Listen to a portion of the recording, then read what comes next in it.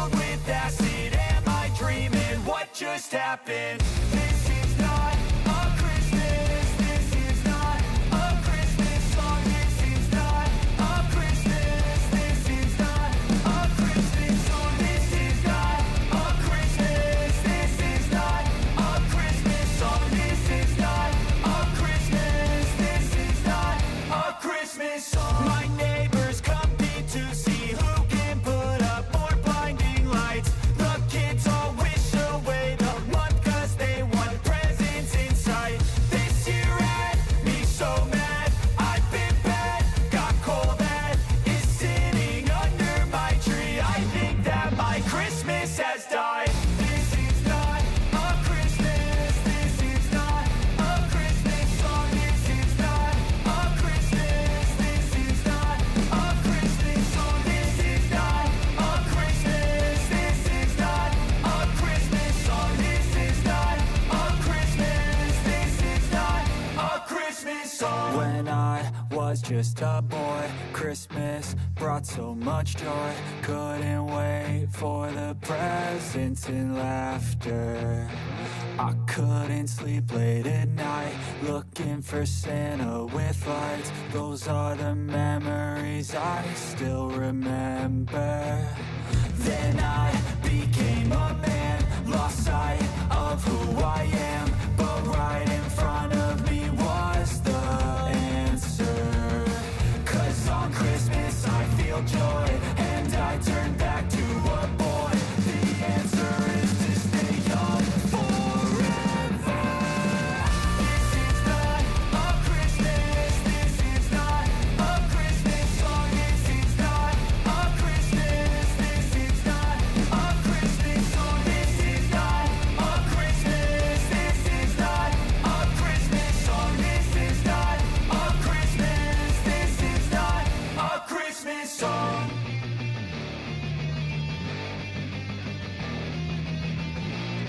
Dzień dobry.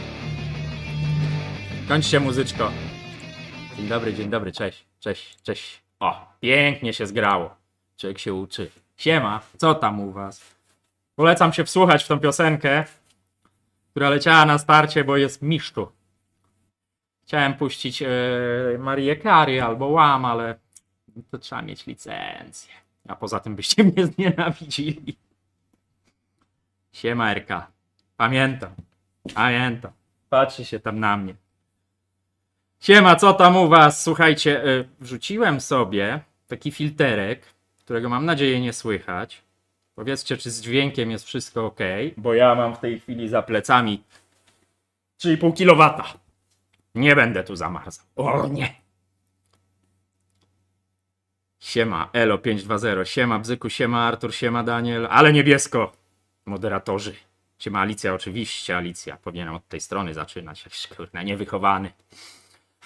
Siema operator, siema Aleksander, siema Dawid, siema Łukasz, siema tato, siema Tomek, Damian, Jakub, Andrzej. Ale Andrzej to mi się podoba, to Andrzej. Dzisiaj Delonguś, Dynamikuś. Dajcie, niech ja sobie przypomnę, jak się streamy robi. Coś takiego? Nie. Coś takiego? O, się udało. Delonguś Dynamikuś, który wywalał korki. On ma ze 2,5 roku z tego co patrzyłem, bo ja tam zajrzałem mu do środka i no dobry moment, bo dzisiaj miałem też telefon od klienta z takim Delongusiem Dynamikusiem. Panel na biało, nic się nie włącza. Już trochę za późno. Czekajcie, poprawię sobie pomponek i trochę tą kamerę, bo ona za nisko. Uwaga! Jak przestanie działać, to nie ja. No, bo mi nie było widać pomponka. Co tam piszecie? Siema. MKFCB, dobry wieczór. Ja pierwszy raz na live'a trafiłem na kanał jakiś tydzień temu, jak pisałem już gdzieś w komentarzu. Witamy nowych widzów. Siemano wszystkim Karol i nie myślałem, że to będzie tak wciągające. Ja podobno mam zły wpływ na ludzi, więc uważaj. Tak mi wszyscy mówią. Nie wiem, co ze mną jest nie tak. Dobrze słychać, bo znalazłem takie cudo, słuchajcie, kurna, jak mi tu przesterowuje. Znalazłem takie cudo, jak noise cancelling, który tak sobie tu robiłem takie próbne nagrania, to on całkiem dobrze działa. Więc mam nadzieję, że będzie ok. A te wichury, jestem obstawiony wichurami, ale jest mi ciepło, słuchajcie. To jest klucz. Ciepło. To jest w ogóle ekspres firmowy, wzięty na fakturę, więc ma rok gwarancji. Tylko. Takie są niuanse. Max PLN, wysłałem dziś kasę za zieloną kawę, wyślesz w tą środę z tą dedykacją. Nie mogę ci obiecać, bo ja zamówiłem już kawę, jak wystarczy, to wyślę. Generalnie przeszedłem na taki tryb, słuchajcie, o kawę, ponieważ tej kawy zamawiacie sporo, a ja tu już i tak nie obrabiam tego, co jest, więc wysyłam tą kawę raz w tygodniu dla zamówień z zeszłego tygodnia. Oczywiście, jeśli mi po wysłaniu tego zeszłego tygodnia zostanie, no to wyślę najbliższe zamówienia, ale nie powiem ci, Max PLN, czy to się uda, bo... No nie wiem. Termometr pokaż. Kurna. Dobra, nie krzycz.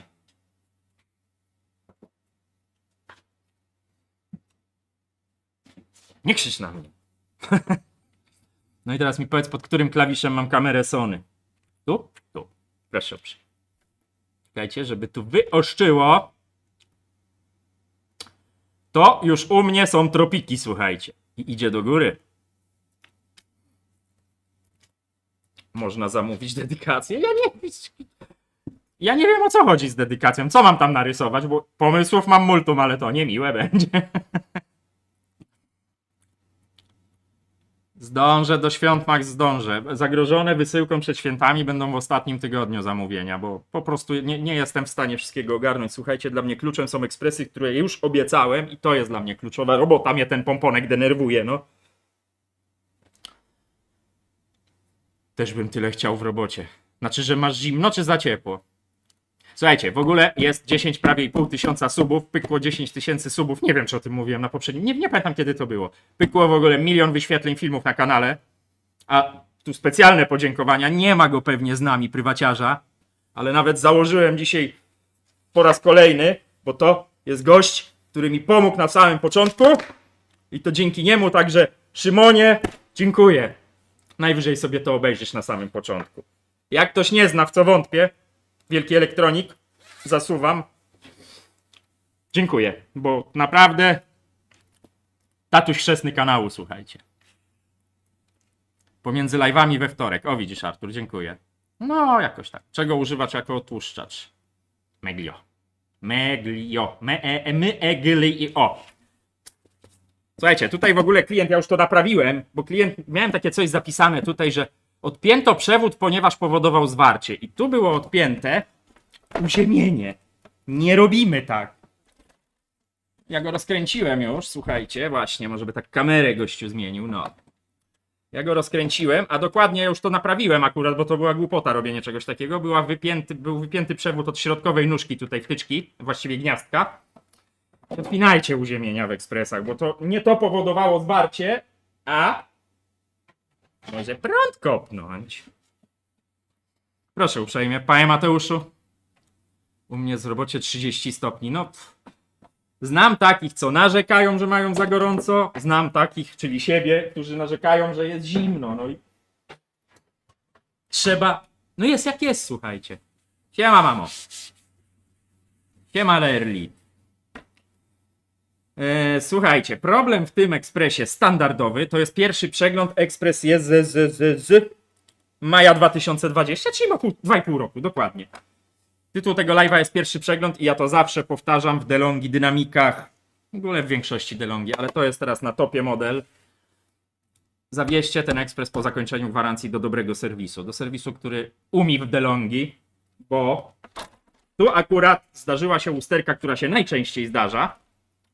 Pewnie widać, że tu się lało. Tu jest, no widzicie, tu już purchel się zrobił z kamienia, tędy płynęło, wywalało korki. I chyba dobrze, bo to co dzisiaj zrobię na live, mam nadzieję, to będą czynności, które należy wykonać w każdym tym DeLonghi, jak tylko się skończy gwarancja, bo oczywiście na gwarancję odpowiada gwarant. DeLonghi przychodzi, bo MKFCB pyta, czy więcej przychodzi do mnie DeLonghi. DeLonghi przychodzi najwięcej, bo DeLonghi jest najpopularniejszym ekspresem i tego jest najwięcej na rynku, ale tu to już zobaczcie, grubo się lało. Że kamera tego tak nie oddaje. Jakbym tak, no widać ślady zalania wszędzie, tu wszystko pływało. No i co? Co trzeba wymienić w tym ekspresie? No wiadomo, usunąć usterkę, ale to i tak się robi przy pierwszym przeglądzie, czyli standard, to już nieraz pokazywałem, obie końcówki grzałki. To mamy to. Raz. I zestaw czujników NTC. Ponieważ tu są w tej śliskiej izolacji, zwracam uwagę, nie patrzymy tu na izolację, tu przy samym czujniku, tu zawsze jest taka osłonka z oplotu. Patrzymy tutaj na izolację tego czujnika i tak samo jest z tym dolnym. Jego tutaj na razie nie widać, ale jak go wygrzebię, wymieniamy te czujniki.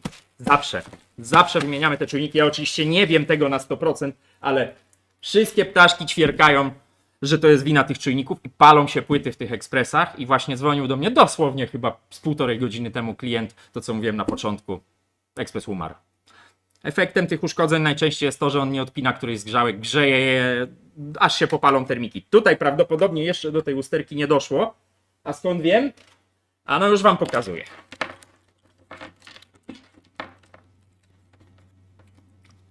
Grzałka za słaba, silnik za słaby, procek też nie daje rady. No daje radę, tylko go upala coś. Jak tylko mi się uda tą podstaweczkę wysunąć,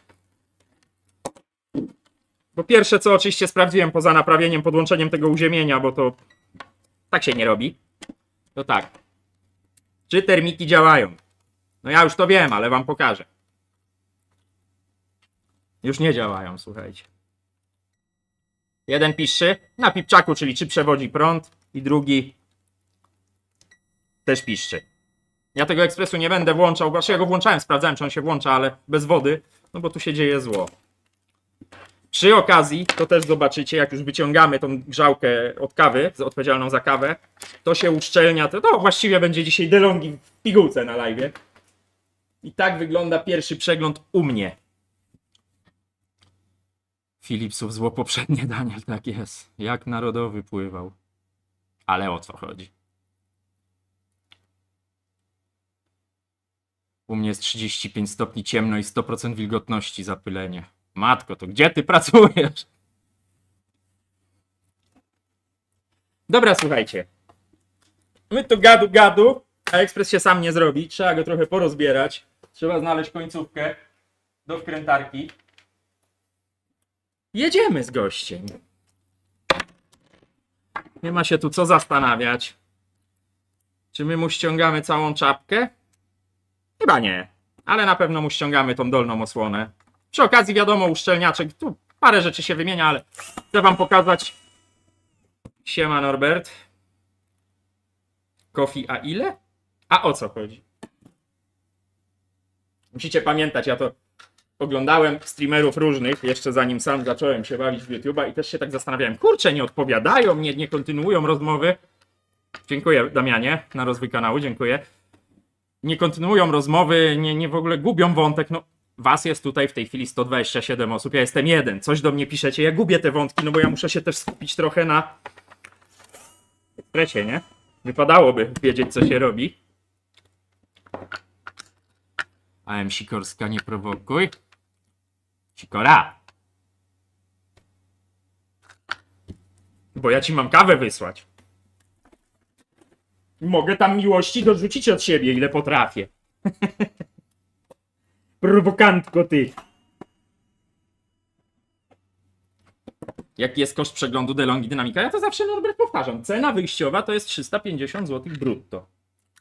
Ale to zawsze jest indywidualnie, bo tu będzie więcej oczywiście, no bo jest parę rzeczy do wymiany, no to wszystko kosztuje, tak? Ale generalnie o cenach ja na YouTubie nie rozmawiam, w ekspresach nie ma czegoś takiego jak cennik, bo to, ja to powtarzam, różne kwiatki wychodzą po drodze, no tu wymieniamy oba czujniki, będziemy uszczelniać odpływ, który już widać, że już się tu rzeźnia dzieje. Trzeba poprawiać parę rzeczy, no także to zawsze wycena jest indywidualna, to nie jest cennik, nie ma tu cennika.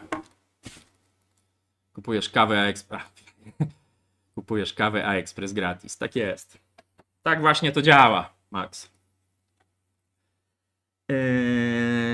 Trzeba porozpinać wężyki. Ej, no powiem wam, że mi się gorąco robi. Zobaczymy, jaka będzie temperatura. Gdzie by go tu postawić? Gdzie wy go będziecie widzieć? O, tu sobie postawimy termometra. No powiedzmy, że widać, nie? Może tu. O, bo mnie to i tak tu jest ta część, już patrzę, już Bzyku, loża szyderców obserwuje. Dzięki, Bzyku. No na to liczę, że obserwuje. No nie chce stać ten termometr, słuchajcie. Dobra. Widać jaka temperatura? Nie widać. Zobaczymy, czy coś urośnie. Dobra, teraz mniej więcej widać. Dobra, mamy zdjętą maskownicę z przodu. Trzeba poodpinać wężyki, żeby się tomato. Cześć, czy to kofik grzeje, czy kofika pogrzało? Both. Dzięki, tomato. Dawno cię tu nie widział, ale po prostu mogłem nie zauważyć, bo ja... Jak to ty mówiłeś? Pruszkowski ignorant? Tak było? Coś w tym jest. Nic nie widać. No Artur, to będę kontrolował, będę was informował. Jest prawie 14,5. Nic nie widać. Już mnie okrzyczał. O! No i co zrobiłeś? Popsujesz mi termometr. Kurna. Widać trochę. Lepiej nie będzie. Dobra, słuchajcie, odpinamy to. Poprzecinać trzeba wszystkie te trytytytytki. Cześć Modzi, cześć Ala, cześć Kofik, ludziska, cześć tomato jeszcze raz. Ile Kofik musi wypić kawy, by temperatura mu skoczyła do 37 stopni? Nie ma takich ilości, Max. Nie ma takich ilości. Uwaga, uważajcie na oczy. Nie wystrzeliło. Dziwne. Dobra. To mamy odpięte, to wyplatamy. Wyrywamy z korzeniami. Można sobie wysunąć elektrozawór. Można sobie od razu, ja tu wszystko, słuchajcie, odłączam, co i tak będę odłączyć musiał. Grzałeczka za chwilę. Teraz sobie trzeba wysunąć odpływ od infuzora, żeby się dostać do śrubek, a właściwie wkrętów gniazda spieniacza. Wy ich pewnie tam nie zobaczycie, ale uwierzcie mi, one tam są. Jedną widać tutaj. Jedziemy z nimi. Trochę trzeba tu narozbierać, żeby się tu dostać. Trochę tej roboty jest. No ale lepiej chyba powymieniać zawczasu te rzeczy, niż potem dochodzi jeszcze elektronika sterująca, bo robi się drogo, słuchajcie. Daniel Gorczyca, nie stresuj się, oglądaj uważnie. O co chodzi, Kamil? Jojo mistrzu, co dzisiaj na tapecie? Na tapecie DeLonghi dynamika, tak jak w opisie filmu i w tytule. Pierwszy przegląd, on trafił już z usterką, więc jak widać warto ten przegląd robić od razu. Powtórzę jeszcze raz. Alicja, od Daniel i zaraz będzie łubu-dubu z termometru. Może tak być. Dziękuję Alicja, dziękuję Daniel. Pragnę nadmienić, że ta cytrynówka była dobra. Taka sugestia. Marker na wiplorze. No, dzięki, dzięki. Zrobimy tu kiedyś wiplorze. Będziecie tu siedzieć i szyderczyć ze mnie. Jest to jakiś plan.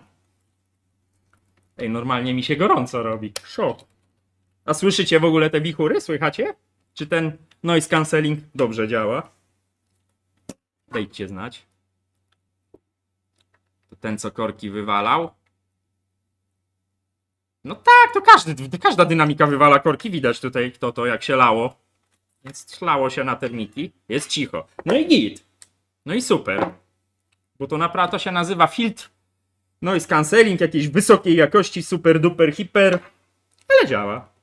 Teraz mam, wiecie, no tutaj normalnie wentylator włączony za plecami, który byłoby na pewno głośno słychać. No to fajnie, że to działa. Wyciągamy tutaj, rozbrajamy, na razie przygotowujemy ekspres do wymiany wszystkiego. Arek Melerski. Hej, możesz z doświadczenia serwisowego powiedzieć coś o Siemensie EQ6+? Dziękuję Arek w ogóle za super czata. Z tymi ekspresami Siemensami bywa różnie. Coraz częściej mi się trafiają ekspresy z upaloną elektroniką. Efekt jest taki, że on się nie chce włączyć. Albo włączasz go i od razu pompa zaczyna pompować i nie przestaje. Albo włączasz go i młynek zaczyna mielić. I ja przestałem te problemy elektroniczne naprawiać, bo dwie płyty mi leżą niepotrzebne.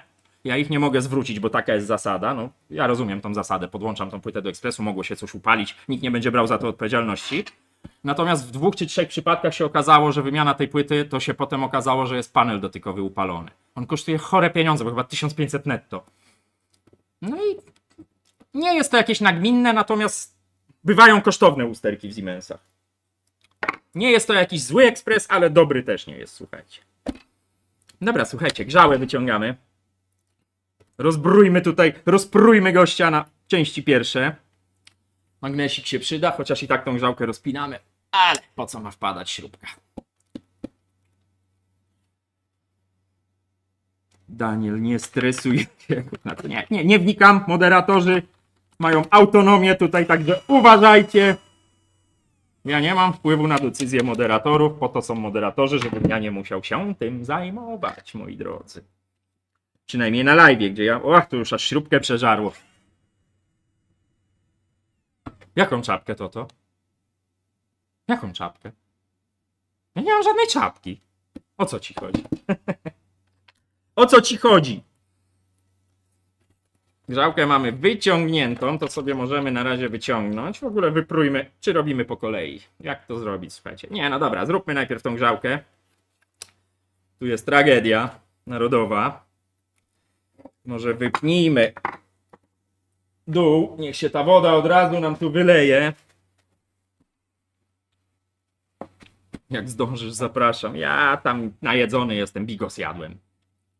Kupny oczywiście. Nażarłem się. Teraz tu trzeba zlać wodę z grzałki, najlepiej nie polać po elektrozaworach, ale dzięki za zaproszenie. Najlepiej nie polać po elektrozaworach. Cześć Patryk, cześć. Bo potem trzeba będzie go suszyć. No i lejemy. Ej, tu nie ma wody. 5 stopni mam w pracy, RK88, dlatego 15 to jest ciepło. No, przykro mi. Ale to... Czym ty się zajmujesz, że tak przymarzasz? Napisz na czacie. Jeśli to nie tajemnica, oczywiście. No nie wylała się woda, nie ma wody w grzałce. O, teraz kapie. Dobra. Ja właśnie bigos robię. O której mam być, Artur, jutro? Daj znać. Dobra, wyjmijmy wszystkie wężyki, zwłaszcza ten. No tak, rzeczywiście woda się wyleje, jak się górę otworzy, bo teraz nie ma cugu. Zaraz się dowiemy. No tak średnio bym powiedział. Odparowana musiała być ta grzałka, jak korki wywaliła. Mniejsza, na pewno tej wody trzeba będzie tu nalać. A, trzeba było, panie Hungaro, słuchać. Taka tajemnica, że nie powiem. Dobra, ściągamy ten korpus. Nie wiem, czy wy coś widzicie. Coś tam widzicie. Odpinamy zawleczki. No jak to na sucho? Dzisiaj bez kubeczka, ale... Właśnie, przypomniałeś mi, że mi się pizzę. Dzisiaj pijemy... Takie coś znalazłem w sklepie. Bitter Rose. Powiem wam dobre. Toniku to w tym słabo trochę czuć. Ale dziabnę sobie z gwinta.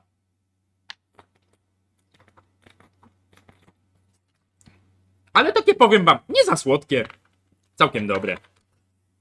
Gazowane. Dzisiaj nie ma Energizera. No dzisiaj wyjątkowo dużo kawy wypiłem, więc energetyk by mnie zabił. Dobra, słuchajcie, rozdziabujemy to. Za 30% ma. Ale czego? Ale o co chodzi? To jest zwykła DeLonghi Dynamika Hungaro. To nie jest Dynamika Plus. To jest DeLonghi Dynamika. Mogę ci nawet podać model, skoro pytasz. Jak tu nic nie wywalę. Ekam 350 55 SB. No mamo, grzyby do bigosu i śliwki suszone must have. Ale ciekawy jestem, kurna. A dzisiejszy live jest o tym, jak zrobić bigos. Niezbadane są wyroki, w którą stronę live popłynie. Oj, Tomasz. Czysta, zdrowa chemia. No przecież wiadomo, no najzdrowsze. Jak to myśmy się śmiali na Discordzie u Wielkiego Elektronika? Dzisiaj sobie zjem bardzo zdrową zupkę chińską. To był... O Jezu, zapomniałem. Jak jest w jednym zdaniu zaprzeczenie, to co to jest? Anagram? Analfabetyzm? Nie pamiętam. Uważajcie ludzie, to pisze na zakupach świątecznych. Dziś mnie baba chciała oszukać, wbiła na terminal 57 zamiast 27. Szybko, kolejka, ale to czujny. I co, wypłaciłeś jej? Ty oszustko! Żartowałem. Żeby nie było, że ja tu do przemocy namawiam. Oksymoron, tak, oksymoron, dziękuję. Ciągle mi to słowo ucieka, próbuję być mądrzejszy niż jestem, ale it's a hard work. Ale przynajmniej jest mi ciepło, będę się o tym powtarzał non stop, bo naprawdę jest mi ciepło. Nie zamarzam, więc można zrobić ten live od początku do końca, mam nadzieję. Śliwka, podgrzybki, kiełbaska, boczuś. No dietetyczny boczuś oczywiście i golonkę dietetyczną jeszcze dorzuć. Kurna, zaraz mi tu się ślinotok włączy, słuchajcie. Dlaczego mi to robicie? Co prawda jestem najedzony, ale łakomstwo się włącza, jak to mawiają. O, jest złaś, no. Mamy to. Dobra, to sobie na razie odwieszamy. No, termiczek też jest do wymiany, spójrzcie. Idę po termiczek od razu, bo tego trzeba koniecznie wymienić. Tylko czy ja mam termiczek? Raczej mam. Poczekajcie, tylko sobie znajdę. Nie zostawimy takiego zardzewiałka, bo to nie jest bezpieczne, bo to może iskrzyć. Jest termiczek nowy. Ile to bigosu by do takiej czapy weszło? Nie będę sprawdzał, mamo, bo czapa się popsuje. No i co, tu musimy rozbroić to już tradycyjnie. Poodpinać zapinki. Nie umiem tego robić na siedząco, więc wstanę. O matko, jak siedzi. Dzida. No muszę się z tym szczypać, bo te końcówki są do wymiany. Wiecie co, ja już zdejmę tą czapkę, bo mi gorąco. Trochę mi ciepło. Ubierzemy kawę w czapkę. Niech sobie leży. Od razu końcówkę. Trzeba ją stąd wytargać, słuchajcie. Garnek 8 litrów pełny. Dobra, Artur, będę, już mnie tak nie namawiaj. Wpadnę. To jest tak wyżarte, że może się okazać, że wymiana złączki nie doszczelni tej grzałki. No ale bądźmy dobrej myśli. Bo jak jeszcze dojdzie grzałka, to się zrobi drogo. I pamiętajcie, bo to dzisiaj właśnie ten człowiek, który do mnie dzwonił, klient, jemu parę razy ekspres wywalił korki na stand-by'u. Jeden taki przypadek, jak wam wywali ekspres korki na stand-by'u, dynamika, nie włączajcie go już, wyłączcie go z prądu, zawieźcie go do serwisu, bo to jest prosta droga do uszkodzenia elektroniki. Najprostsza. W grzałce jest czyściutko.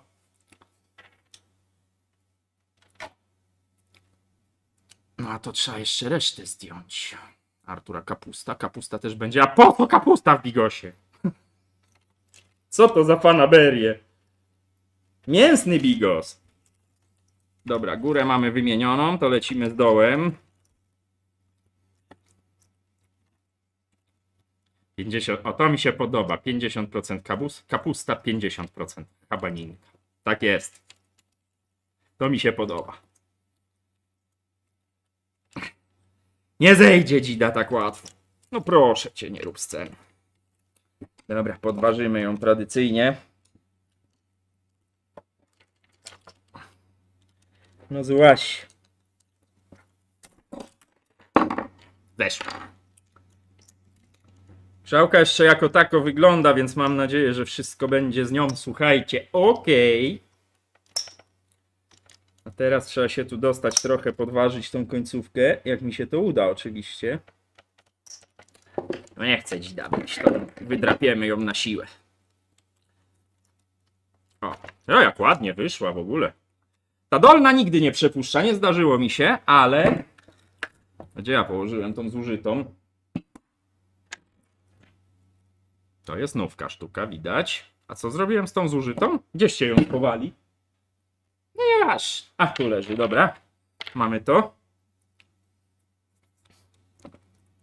Dobry bigos składa się przede wszystkim z wódki. Tak jest, to ma to.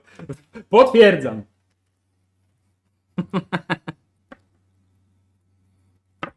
Wódki się chyba dodaje do bigosu, żeby coś tam się zadziało, tak poważnie mówiąc. Siema baranek. Sikora. Mięsny bigos. Szwagier jak robił bigos, to się okazało, że się kapusta nie zmieści. To pół biedy. No ja tam mięcho lubię, więc... Mnie by to jakoś za specjalnie nie przeszkadzało. Dobra, pozbądźmy się jeszcze tego termika, bo on tragicznie wygląda. Czytam, co piszecie. Dzisiejszy live. Ja na końcu zmienię tytuł tego live'a. Miało być o DeLonghi, a było o Bigosie. I co? Ja gotować lubię, tylko ostatnio porzuciłem tą pasję. Nie mam czasu po prostu już. Ale kiedyś to miałem tak, że gotowałem, żeby odpocząć, słuchajcie. To naprawdę dobrze. Lubiłem się bawić gotowaniem. Przeróżne rzeczy. Lubiłem to, ale teraz to z reguły przychodzę taki styrany, że już mogę sobie ugotować jajka na twardo albo parówki w mikrofalówce.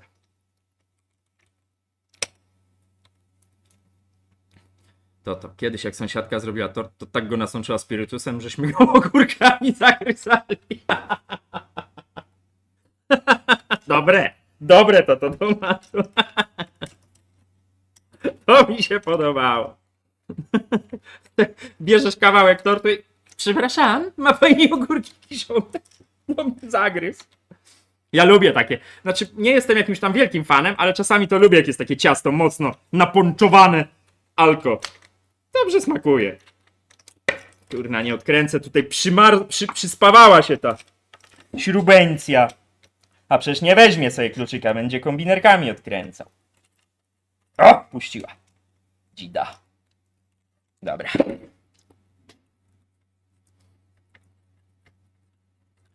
Artur, ja mam zboczenie, jak gotuję to jak dla wojska, a potem wekuję. Zawsze tak miałem, jak gotowałem. Zawsze. Nie umiałem. No, wiecie, no gotowanie dla 2 osób to jest więcej roboty jak jedzenia. I od razu dla pułku wojska, tak jak Artur pisze, i jest gitara. Dobra, mamy gościa. Wyjdziesz ty, cholero? Wkładamy nowy. Ale się przyspawał. Nie chcą zejść z łączki. Wkładamy go. Kurna, naprawdę, to już ostatnie podrygi tego termika były. Dziwne, że on działa. Zaraz wam go pokażę z bliska. Tylko go wydobędę. Spójrzcie sobie. Tutaj może na Soniaka się przełączę. Spójrzcie sobie, jak ten termik wygląda. Chodź tu, Dzido. No weź wyostrz, nie rób scen. O, no trochę go zżarło, nie? Takich rzeczy się nie zostawia, mimo że działa, bo to, no to może generować problemy, iskrzyć i tak dalej, i tak dalej. Gdzie mi teraz uciekła druga wtyczka? Tu leży. Od razu wpinam, żeby się potem nie zastanawiać. I od razu przykręcam. Dawid, czy myślałem o kimś do pomocy? Oczywiście, że myślę o kimś do pomocy, ale po urlopie. Muszę to zrobić, bo ja nie ogarnę tego wszystkiego. Kolejka rośnie. No wiecie, ja powyłączałem wszelakie reklamy tej firmy, gdziekolwiek, bo YouTube zrobił taką robotę, że aż mnie to trochę przerosło. Ruda działa. Oj, tego termika uderzenie w blat nie naprawi. Tego termika to już... Znaczy on działa, Nowik. On działa, ten termik. No ale jest tak zardzewiały, że no nie można go tu zostawić. No, nam wielu co by zostawili, ale... To nie tu. Nawet nie jest uwzględniony w wycenie, bo ja już mam akceptację wyceny tego ekspresu. No trudno, no. Słuchajcie. Biorę to na siebie, ja nie zmieniam wyceny. No chyba, żeby się jakaś poważniejsza, bo wiecie, tu się zawsze może za chwilę okazać, że ta płyta jednak źle działa. No to tego już nie wezmę na siebie, bo wiadomo, to jest znaczny koszt, ale taki termik, wiecie ile tam, 26 zł chyba kosztuje. No, ja mam zasadę, że jeżeli nie wyjdzie naprawdę jakiś poważny fuck up tutaj, to już powiedziałem cenę, tego się trzymamy. Nie zwróciłem uwagi na ten termik, bo wiecie, on w obudowie jest osłonięty i widać, no. Co poradzisz? Co tam piszecie? Rdza zejdzie. Ruda zadziała. Ta.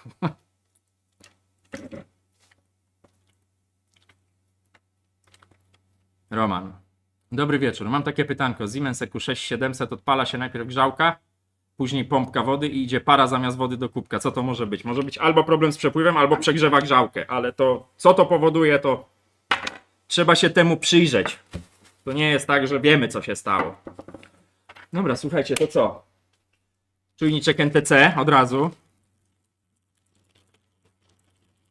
No, Max. Kulturą. Dobrze to piszesz. Czujnik NTC, kolejny. Nakrętek do odkręcenia. Wiem, powinienem to robić nasadką, ale robię to kombinerkami, co nie robicie.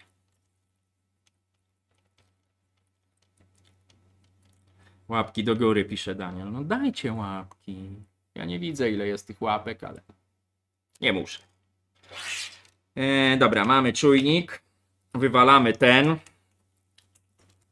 bo on jest złem.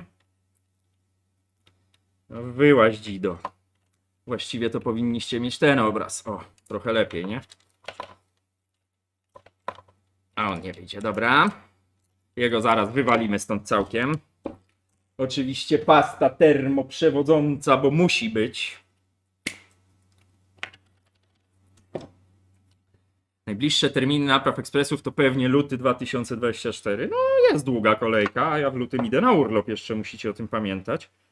A niestety przy działalności takiej, jak idę na urlop, to nie ma pracy. Tak to wygląda, takie jest życie, co poradzisz. Paćkamy, paćkangdę i dogrzały dzidę.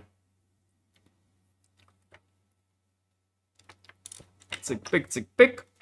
I teraz, czy ja zgubiłem nakrętkę? Pamiętajcie o tych kontrujących podkładkach ząbkowanych, bo to wibruje.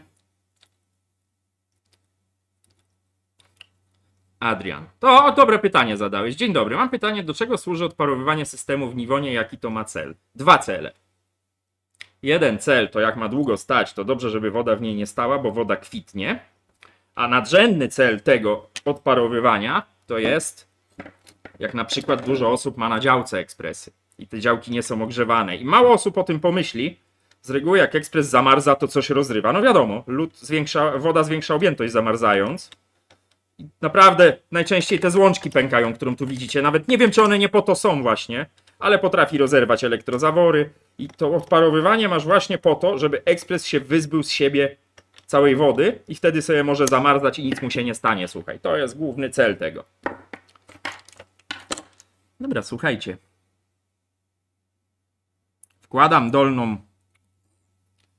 dolny wężyk i nalewamy do niej wody, dzidy, żeby o tym nie zapomnieć. Wiesz co, Max, ja po prostu wiem, kiedy idę na urlop, wszystkich nie zadowolisz, będą musieli klienci poczekać. No. Nie da się tego zrobić inaczej, ja już tyle czasu nie byłem na urlopie, że powiedziałem koniec, bo to można się zajechać, słuchajcie. To też trzeba się szanować, tyle powiem. Tu wpinam od razu wężyk. Zawleczka. Pani zawleczko. Dzięki, tak jak myślałem, fachowca dobrze posłuchać. No, proszę cię uprzejmie. No, po to jest. W nowszych ekspresach prawie wszystkich to jest. Starszych można to zrobić, tylko trzeba go oszukiwać magnesami i tak dalej. Też się to da. Jaka była najdroższa naprawa? Pyta Dixon, czy to na jaką klient się zgodził? Nie pamiętam. Bywały naprawy, to wszystko zależy od ekspresu, ale bywały naprawy i 2000. No.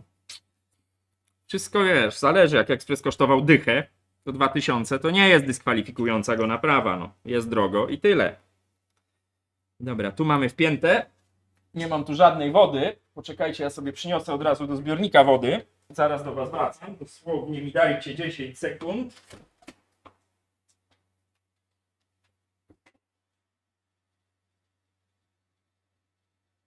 Lej się lej. Dobra, już wracam, idę. To jest gdzie ten zbiornik postawić, żeby nie było tradycyjnych fajerwerków. Bo wiecie, że ja potrafię. To jest ważne, słuchajcie. O ile w tych dolnych grzałkach nie trzeba tego robić, bo one są dosyć masywne, o tyle tutaj to jest kawałek blachy i trzeba to robić. Ostrożnie, nie za szybko, żeby powietrze miało czas ujść. Tej wody aż tak jakoś bardzo dużo nie wchodzi.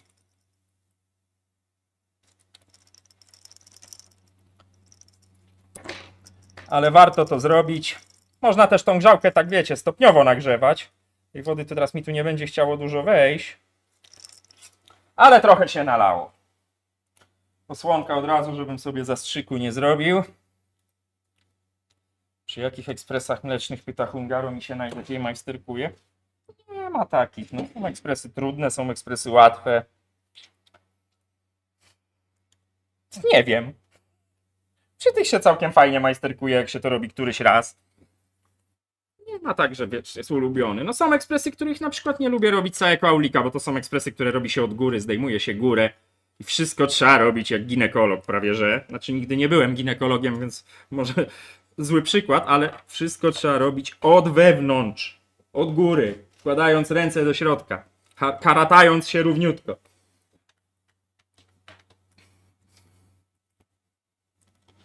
To ma to. Słuchajcie, teraz patrzę w Conesso Laticia T F300-101 za 1700 zł. Dobra cena. No, był ten film mój polecajkowy. Ja się zawsze wzbraniałem z tymi polecajkami, ale nie polecałem konkretnego modelu, tylko dałem wam kierunek. No.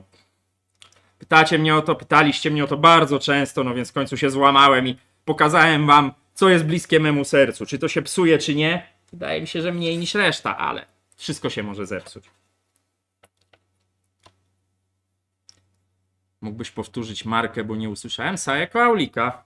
To są ekspresy, których nie lubię naprawiać. Takie biurowe. Stoi tu jeden nawet.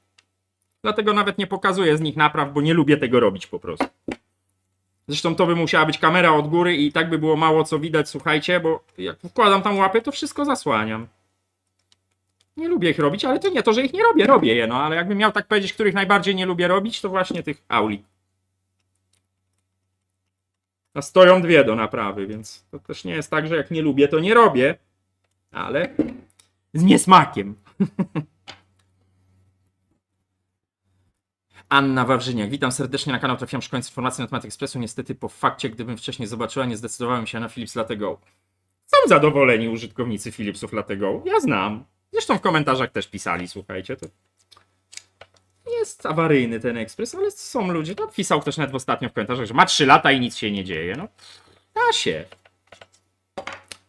Ale no, oby służył jak najdłużej, pani Anno. Może nie będzie tak źle. Muszę to teraz obrócić, bo oczywiście źle włożyłem. O. Wkładamy zapineczkę, żeby nie zapomnieć. Współczujemy to ma to. To ja tu próbuję pocieszyć, a ty od razu z grubej rury. No how dare you.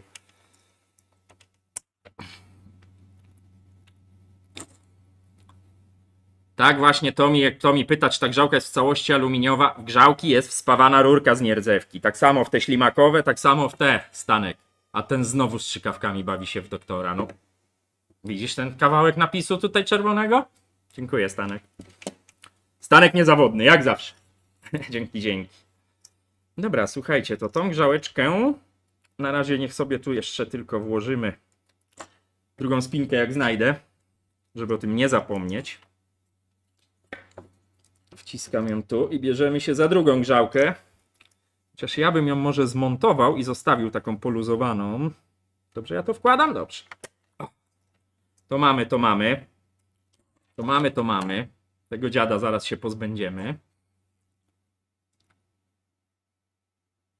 Tak, kiedyś grzałki nie miały tego, dokładnie tak jak to pisze. Teraz każda ma wspawaną rurkę, bo to jest często temat poruszany, jak ja mówię, że używam Kamiksu do odkamieniania ekspresów. Kamix przez X, taki środek. To zaraz się lament zaczyna, że jak tam jest napisane nie stosować do aluminium. No nie stosować do aluminium, tylko że to płynie przez nierdzewkę. Jakby tutaj w tej grzałce całe te aluminium, no w tej to jest akurat mało tego, ale jak zaraz wyjmiemy tą drugą, całe to aluminium to jest tylko no taki radiator, nie? Który ma trzymać ciepło. A cała reszta woda płynie przez nierdzewkę. Tak to było? Bo nie pamiętam. Tak to było. Czyli ty mi musisz iść tędy. Na zaparcie Alexigen. Nie wiem, w jakim celu to napisane. Ja też mam Philips Latte Go, piszę MKFCB i pierwsze problemy się pojawiają. Robi mało kawy i sporo wody w tackę leje. Uszczelki na zaworze wody za zaparzaczem. To jest pierwsza rzecz, którą musisz sprawdzić. Dobra, może to złóżmy, ale nie przykręcajmy. Tak się umówmy. No właśnie, a ile masz już ten ekspres MKFCB? Tomasz Go. Szukając ostatnio ekspresu dla znajomych, podpierając się propozycjami, szukałem Niwony, Café. No jak szukałeś Niwony Café Solo, to nie miałeś szans znaleźć, bo Café Solo to jest Melitta. Obok pokazała mi się propozycja Beko. Wygląda podobnie do Niwony. To jakiś klon? Nie idź tą drogą, Tomaszu.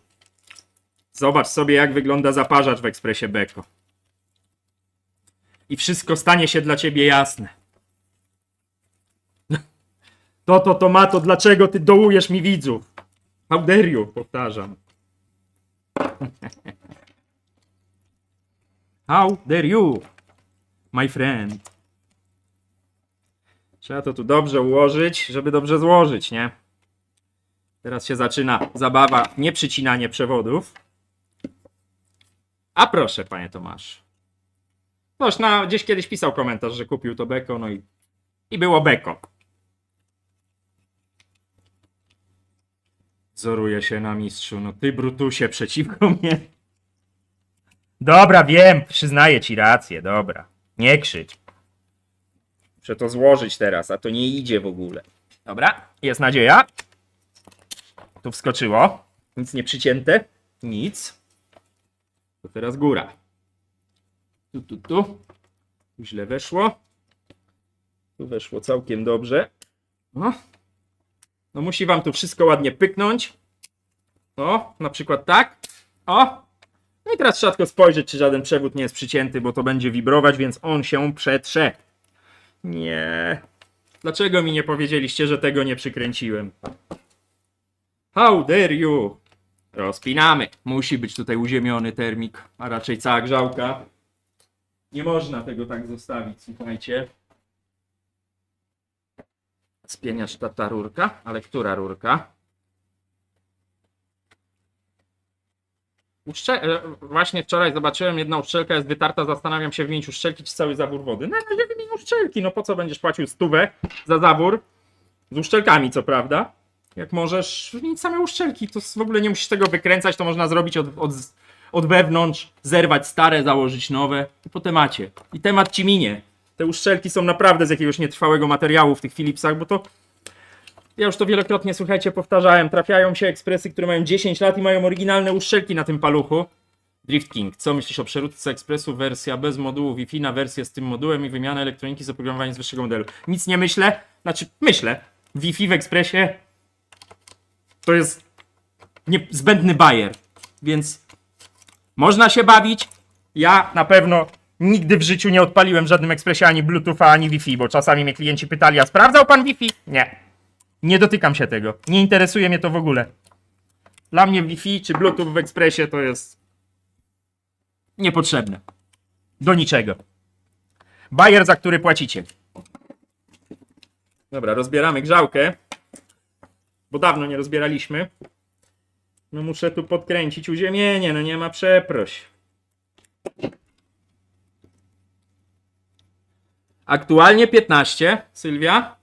Tu stoi termometr, tak mniej więcej widać to trochę, no to nie jest pewnie już rtęć. Widać, że jest na 15.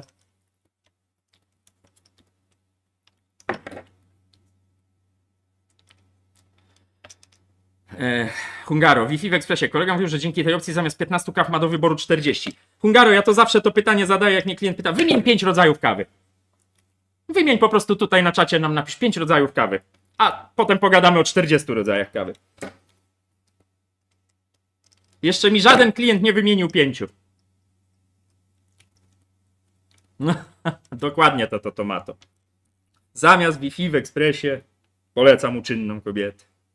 Nic dodać, nic ująć.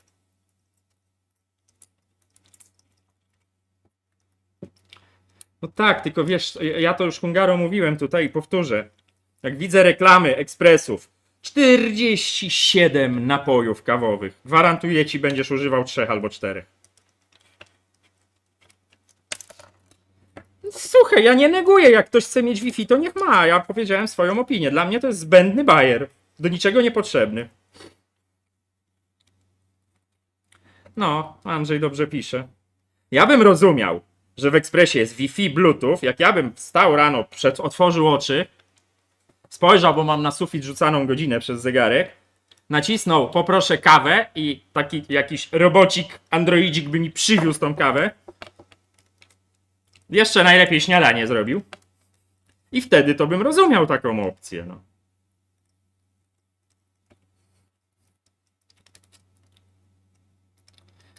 Dave, w jaki sposób sprawdzić sprawność zaworu wody? Bo Siemens EQ5 puszcza mi wodę do pojemnika na fusy. Zaparzacz zrobiony, nowe uszczelki.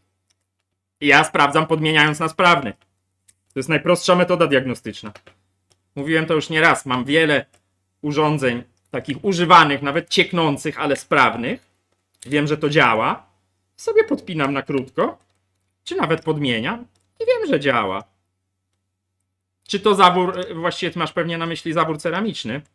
Czy to zawór ceramiczny? Może być też membrana pompy. Wszystko może być. Daniel, to samo znajomemu wiem, ale on sobie teraz kupił jakąś melitę, która 17 rodzajów kaw robi, w tym mleczne, ale i tak będzie pił tylko 5 kaw z tego wszystkiego.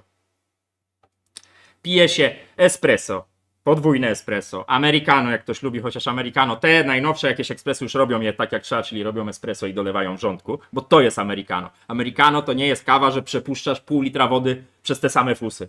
Nie. Americano to jest 40 ml czy 50 ml espresso i do tego dolewa się wody o temperaturze 90 stopni. To jest prawdziwe americano.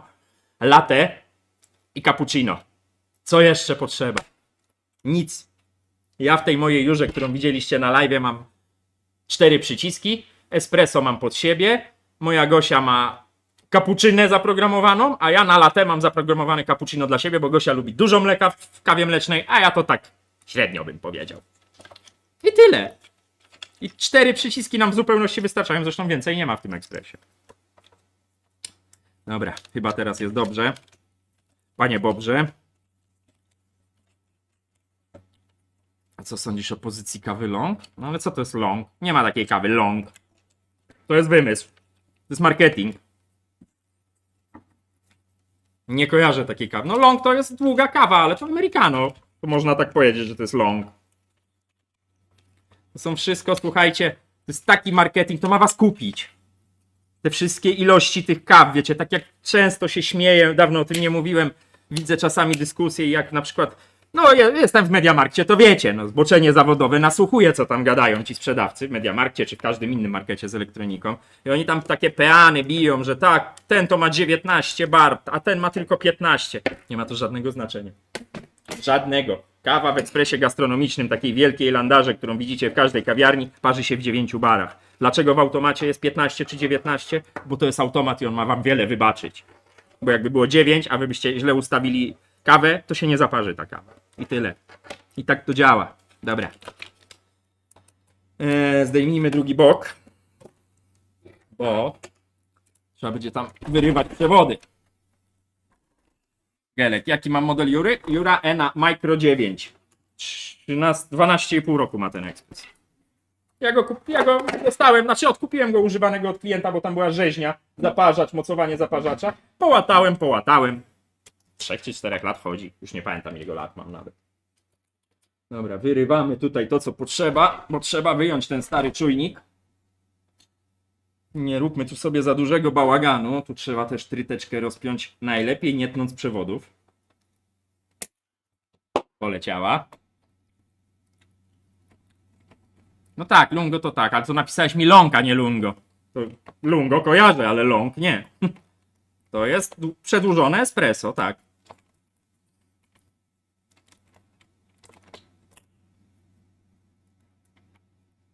Tak, tylko musisz pamiętać, że to już nie jest sztuka kawowa, bo kawa nie powinna się parzyć dłużej niż 30 sekund. Po 30 sekundach zaczynają się wydzielać z tych przeparzonych fusów toksyny. No, poczytaj trochę, ja już też nie pamiętam, ale trochę o tej kawie wiedziałem, jak robiłem gastronomię przez parę lat. Teraz już, wiecie, no, w automatach to nie ma zabawy kawą. No co wy tam, na co tam jest wpływ tak naprawdę w automacie? Na niewiele, no tam jakieś te temperatury można delikatnie modyfikować. Ale to jest... Ciśnienie idzie jakie idzie, nie macie na nie wpływu. Miałkość możecie tu jako tako to regulować, ale to też jest... Nie macie wpływu tak naprawdę na ilość kawy, no jakąś tam macie, wybierając jej moc, no to ten czas młynka, czas mielenia jest różny. No, automat, to sama nazwa wskazuje, do czego jest automat. Automatycznie ma robić tą kawę. No a robiąc ją automatycznie, wiele rzeczy, w wielu rzeczach dotyczących tego parzenia kawy musi być jakiś kompromis, no. Tyle. Nie może, jak coś jest do wszystkiego, to jest do niczego. No może teraz trochę przesadzam, ale ta zasada się sprawdza, no. Jak ktoś z nowych widzów nie widział jeszcze tego filmu o kawie, który tam jest sprzed pół roku, zobaczcie jaka tam maszyna była do tej kawy.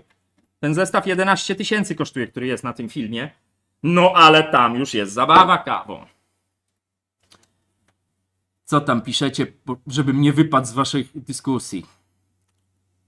Flat white to podwójne espresso z mlekiem spienionym. Flat white to jest chyba takie... Flat white to pamiętam, że robili w tych kawiarniach, w których ja, że spieniali mleko, w tym kuble takim, co zawsze spieniają, ale lali bez pianki. Taką mieli szpatułę jak do ciasta, coś w tym stylu, do podnoszenia ciasta. I zawsze tą szpatułę tu trzymali, żeby się samo mleko wlało bez pianki. Także to jest flat white. Płaski biały, no. Jakkolwiek by to nie brzmiało. Dobra, jeden czujnik mamy z głowy. Włożę, żeby nie zginęło, potem będziemy cable management. O, widziałem dziś ten film. No, i jak ja bym, bo to też mówiłem o tym w tych polecajkach, że Jura kosztuje 11 000 złotych Z10. Kawał fajnej maszyny, złego słowa o niej nie powiem. Ale ja jak już bym szedł w taką Jurę, to bym poszedł w taki zestaw. Jasne. Taki ekspres kolbowy i to tylko tu nie mówimy o ekspresie kolbowym za 600 zł, tylko za 7000 czy za 8 z wymiennikiem ciepła. Już taki jak jest w profesjonalnych kawiarniach, na tej samej zasadzie on działa. Wiadomo, jest mniejszy, no bo on nie musi robić takich przebiegów jak robią kawiarnie. Ale tam już macie na wiele rzeczy wpływ. Słuchajcie, co się teraz dzieje? To mamy oporządzone, to sobie tutaj wisi, bo teraz trzeba wydobyć dolną grzałkę, bo te czujniki trzeba wymienić oba. Anna Wawrzyniak, mam pytanie, czy warty jest ekspres, który teraz robi tą słynną kawę na zimno, czy przereklamowane? Powiem ci tak, cold brew, o to pytasz. Nigdy nie piłem, ale w końcu wypiję. W końcu dotrę gdzieś na to cold brew. Cold brew robi się kilkanaście godzin, więc robienie cold brew w ekspresie dla mnie to jest przelanie przez fusy zimnej wody, no. Do cold brew nie wiem, czy te ekspresy mielą grubiej, do cold brew kawę się mieli dużo grubiej niż do espresso. Więc odpowiadając na twoje pytanie, moim zdaniem przereklamowane. Co tu się dzieje, że to wyjść nie chce? Tu też się lało? Ktoś tu nie dbał o ten ekspres za specjalnie. Dobra, wyjmiemy z całą końcówką. To powinno wyjść bez problemu, ale siedzi sztywno. To jest ekspres firmowy, słuchajcie. On tutaj przeżywa katusze na pewno. Trochę tu porządku. No to teraz trzeba wyciągnąć cały ten zestaw, słuchajcie. Odkręcamy. I sami widzicie, że taki przegląd, który ja zalecam zrobić po zakończeniu procesu gwarancji. I tak jakoś na razie w miarę sprawnie idzie już tego live'a. Godzina, no widzicie, no chwilę pogadałem. Godzina mija. A gdzie tu jeszcze, panie kochany? Tomasz W. Dzięki za dzielenie się wiedzą. Proszę bardzo i dziękuję za tipa. Wiedzą się trzeba dzielić, słuchajcie. Ja nie robię z tego tajemnicy, bo to... Tam widzę i rozmawiam z innymi serwisantami i kolegami, jakimiś tu do mnie dzwonią czasami, za co dziękuję, nawet z cennymi radami. Nie mogę znaleźć, kto do mnie z taką radą zadzwonił a propos panelu Wincanto. Jak ja mogłem bez tego żyć? Podpowiedział mi któryś tutaj z serwisantów ze Śląska gdzieś, z tego co pamiętam. Jeśli tu jesteś, to bardzo ci dziękuję. Że po co ja się tak męczę, tylko po to do mnie zadzwonił. Więc słuchajcie, można sobie pomagać. To nie budujmy jakiejś takiej wielkiej konkurencji. Jaka to jest? Ja jestem konkurencją dla Katowic, a Katowice dla mnie żadną. Nie wchodzimy sobie w paradę, bo jesteśmy za daleko. Podzielić, zadzwonił do mnie człowiek tylko po to, żeby mi powiedzieć, że coś mogę robić prościej, niepotrzebnie się z tym tak pierniczę. No i sprawdziłem to. No bo wiecie, no trzeba zawsze sprawdzić. No i kurde, miał rację. Więc uczymy się całe życie. I zawsze można robić coś lepiej i jeśli możecie coś komuś podpowiedzieć, to czemu nie? Cold brew to maceracja, a nie parzenie. No tak, tak, tak. A dobre to piliście to cold brew, bo kurczę, no jak już ostatnio nawet zacząłem łazić, to w żadnej kawiarni, jaką napotkałem, jak już sobie postanowiłem, że muszę się tego w końcu napić, bo to zachwalają to ludzie, że to podobno smakowe jest i dużo więcej jest w tym podobno kofeiny. Napiszcie, jeśli ktoś z was to pił. No to ostatnio nie mam czasu łazić gdzieś tam po knajpach, ale w końcu to zrobię.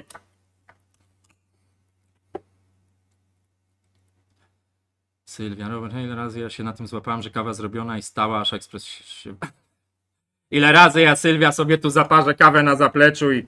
A ja nie lubię zimnej kawy. Latem jeszcze pół biedy. Znaczy w sensie zimnej, jak ją parzymy, gorąco mi wystygnie. A znam takich, co sobie w mikrofali taką kawę podgrzewają i im smakuje.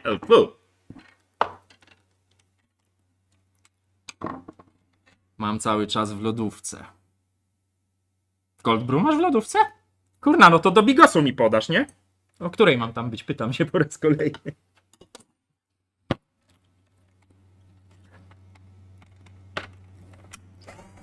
Siema Grzegorz!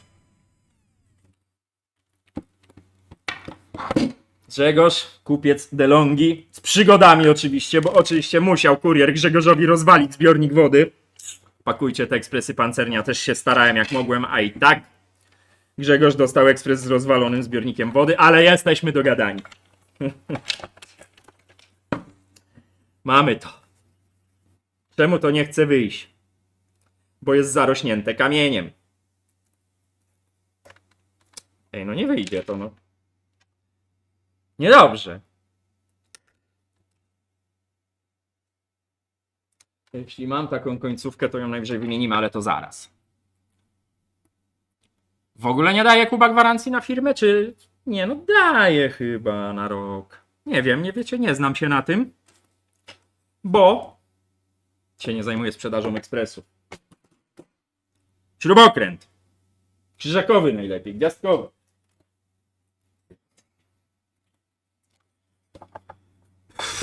Nie potrafię ci odpowiedzieć MC czy MC, jak ogarnąć taki przegląd w ramach gwarancji, wymyślić jakąś usterkę. Nie wiem. No. Ale jak wymyślisz usterkę? Nie wiem, to taki przegląd w ramach gwarancji. No właśnie, to też jest ciekawe. Na przykład macie rozszerzoną gwarancję do 5 lat i co? Wypadałoby zrobić ten przegląd w ciągu tych 5 lat, ale jak?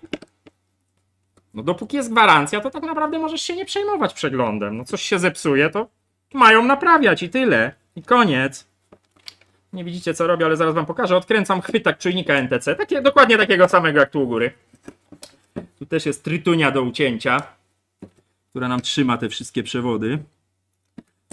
I najlepiej, powtarzam, ciąć ją bez przewodów, bo zdarzyło się nieraz. Tak o, nie będziecie widzieć, ale nie chcę przeciąć przewodów. Tam poleciało. Ale przewody całe, to najważniejsze. Kamienia i Saeco, panie Szczepanie, jak Saeco to zawoła, no to... Po to jest sygnalizacja w ekspresie, żeby robić to, jak sygnalizuje. I tu mamy, widzicie, identyko, na trochę innym uchwycie. Więc też się go pozbywamy, bo on też jest, zwróćcie uwagę, miałem wam to pokazać, też ma śliski oplot. Co prawda to są dwa białe przewody, ale to też nie śliski oplot. To jest zwykła izolacja, nie oplot. Warto to wymienić. Mówi wam to ja. Sophie Doktor. No więc teraz co? Drugi czujnik. Mam tu, zobaczcie, no to się wymienia. Jak widzicie, jestem zabezpieczony. Zaraz będę zamawiał, bo tak tych czujników schodzi tygodniowo trochę. Express R Essence Aroma LCD Pro. Pierwsze słyszę, Sebastian. Jakiś wynalazek. Grzegorz, na szczęście przeszczep w DeLongu zakończył się powodzeniem. No dawaj znać, Grzegorz, z tą wylewką, co mi dzisiaj pisałeś, bo to ciekawe jest. Ja ją czyściłem. Może ona jest gdzieś tam pęknięta, ja nie zauważyłem, ale to jak będzie problem, daj znać, ogarniemy. Dobra, słuchajcie. To samo. Pasta. Pasta. Szczotka pasta. Nie za dużo. Jak przesadzicie, to się nic nie stanie oczywiście. Wszystko jest ok. Szybki śmig, szybkie zerknięcie. Tyle w zupełności, słuchajcie, wystarczy. Ładnie ją tu napaćkać. To jest nówka, więc ona się tu dobrze nie klei. Ale damy radę. O, tak to wygląda. W zupełności wystarczy. No i teraz tak, tutaj no nie mam jak wam tego pokazać. Widać coś? O, on tu idzie, widzicie? Widać ślad po paście. I tutaj przykręcamy ten uchwyt i tam idzie śrubka, która nie wiem gdzie ją położyłem. To jest też dobre pytanie. No właśnie. Co zrobił ze śrubką? Śrubko! Brałem ją pensetką i co z nią zrobiłem? No dobra, zaraz będziemy szukać, bo dosyć kluczowa śrubka. Widzieliście, gdzie ją położyłem? O, straż pożarna jedzie. Słychać było? Pewnie nie. Niwona czy Melita? Tak jak mówiłem w filmie, bliższa, oba ekspresy uważam za dobre, ale bliższa memu sercu jest aktualnie Melita. Przewin live'a będziesz widział. No, cofnijcie live'a, powiedzcie, co zrobiłem z tą śrubką. O, widzę ją chyba. Nie. Nie. No gdzie cię wcięło, cholero? Gdzieś tu pewnie... Dobra, już nie cofajcie live'a, leży pod. Znalazła się zguba. Tu jest nawet czysto w tym kanale, spójrzcie, tu nie ma co czyścić. No to, że jest brudny w kawie, to jest norma, ale nie ma co przesadzać. Czy to idzie tak? Tak, to idzie tak. I teraz mamy tak. Tu od razu śrubka. Przewin live'a będziesz widział. Ho, ho, ho, panie Damianie! No i wkręcamy dziada. I mamy oba czujniki nytycy wymienione. No nie. Dlaczego? Wypadło. Jeszcze raz. Pasta jest na miejscu. Przykleiła się tam, gdzie się przykleić powinna. Co sądzę, Kuba, o Siemensach EQ9? Nie. Tam jest zaparzacz z kosmosu. Nie, nie, nie, nie. Nie poważam tych ekspresów. Nie naprawiam ich nawet. No nie, no muszę tej pasty trochę dołożyć, bo ona tam poszła bokiem. Ja 2 razy tą wylewkę, Grzegorz, czyściłem, więc... No, może się czegoś tam nie dopatrzyłem, nie mówię, że nie, no starałem się. On jeszcze pewnie jak takiego kopa dostał przez kuriera, był ułamany, słuchajcie, u Grzegorza, no o, tutaj widać? Nie widać. Pokażę wam, jak będę zbiornik brał do ręki. No takiego musiał bata dostać ten ekspres i to zawsze powtarzam, że masakra jest, zwłaszcza teraz, jak ci kurierzy, to ich nie usprawiedliwia oczywiście. Teraz mają tyle roboty, no bo wiadomo, okres Mikołajki, święta. Grają w piłkę tymi paczkami, naprawdę. Bardzo słuszne twoje zdanie, też tak uważam, MC. MC. Nie wiem. Jak źle mówię, to mnie popraw.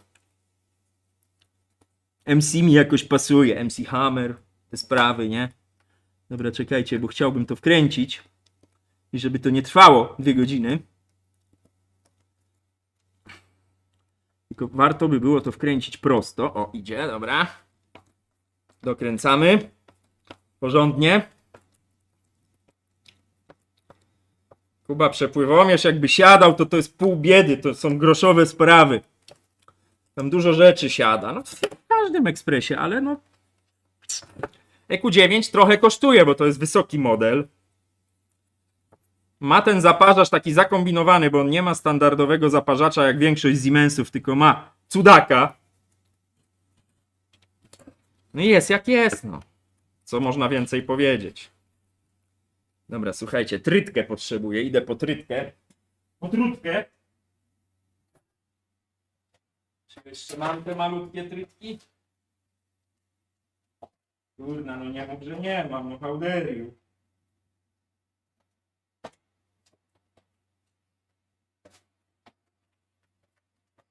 Może ta dara, już wracam.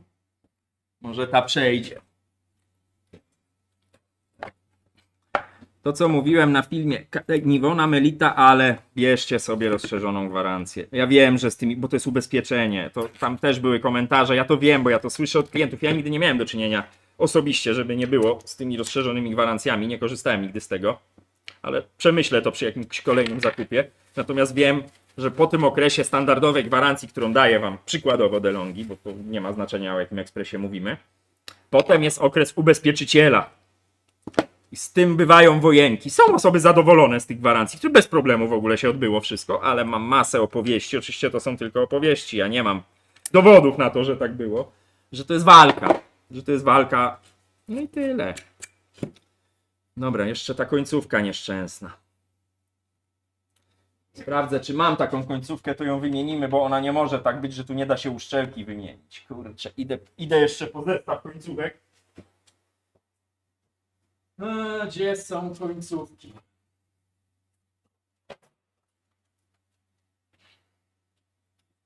Tu mam cały taki, słuchajcie, o, całe pudło różnych złączek. Już dobierzemy. Czy to będzie taka, czy to będzie nie taka. Warto to wymienić, bo tu się dzieje zło. Chyba to będzie taka, jeszcze sprawdzę. Jeszcze wyjmę tutaj końcóweczkę. Nie znam tego ekspresu dobrze, nie powiem ci, jakie są jego plusy i minusy. Generalnie nie znam. Rzadko u mnie bywa. To są świeże dosyć ekspresy. Ciężko mi się wypowiadać. Czemu to tak siedzi? Nie no, wyjąłbym to jednak z tej końcówki. Czekajcie. Wezmę sobie dziobaka. Spróbujemy podważyć ten wężyk. Ale jest zakamieniony ten ekspres i to tak na bogato. Zestaw narzędzi dentystycznych. Spróbuję go tu wzruszyć. Może się wzruszy. Przy okazji nie przebijając sobie palca. No siedzi straszliwie.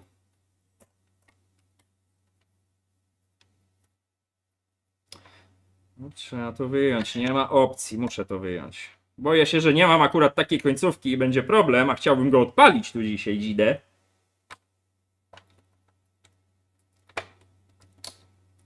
Dobra, coś znajdziemy, ja muszę to rozwalić, bo to nie może tak zostać.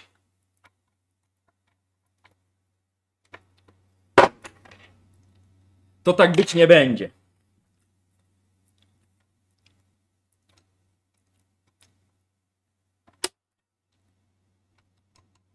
Rzeźnia. Trzeba wyłamać tą końcówkę, żeby się dostać do wężyka, który tutaj przeciekał na o-ringu. No i to wszystko się kamieniem skleiło. No, widzicie, jaką rzeźnię tu czynię?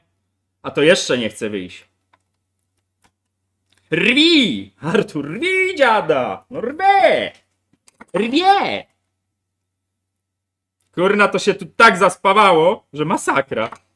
Zaraz będziemy wężyk wymieniać. No mam nadzieję, że nie, ale...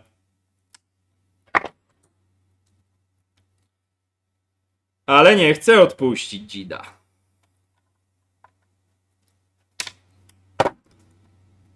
Ja pierniczę, jak to siedzi.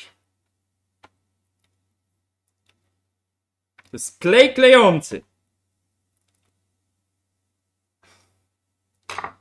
Jak to złamać? Tak tego nie zniszczę.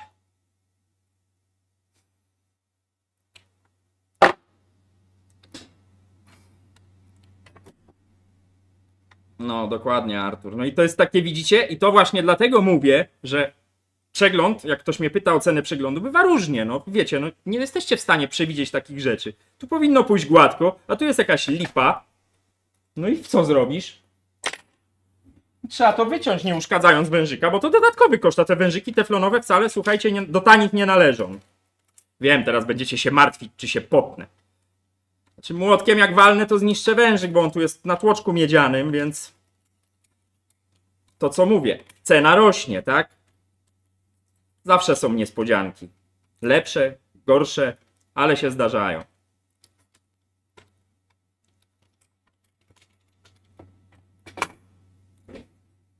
Ja mam do tego specjalny klucz, tylko co ja z nim zrobiłem?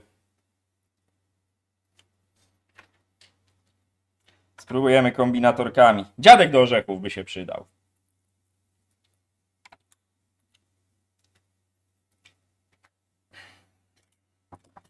Co za złośliwe bydle, no. Może go od drugiej strony spróbujemy dzidę złapać.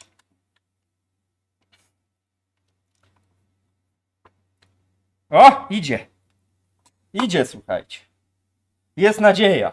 Pytanie, czy on będzie szczelny.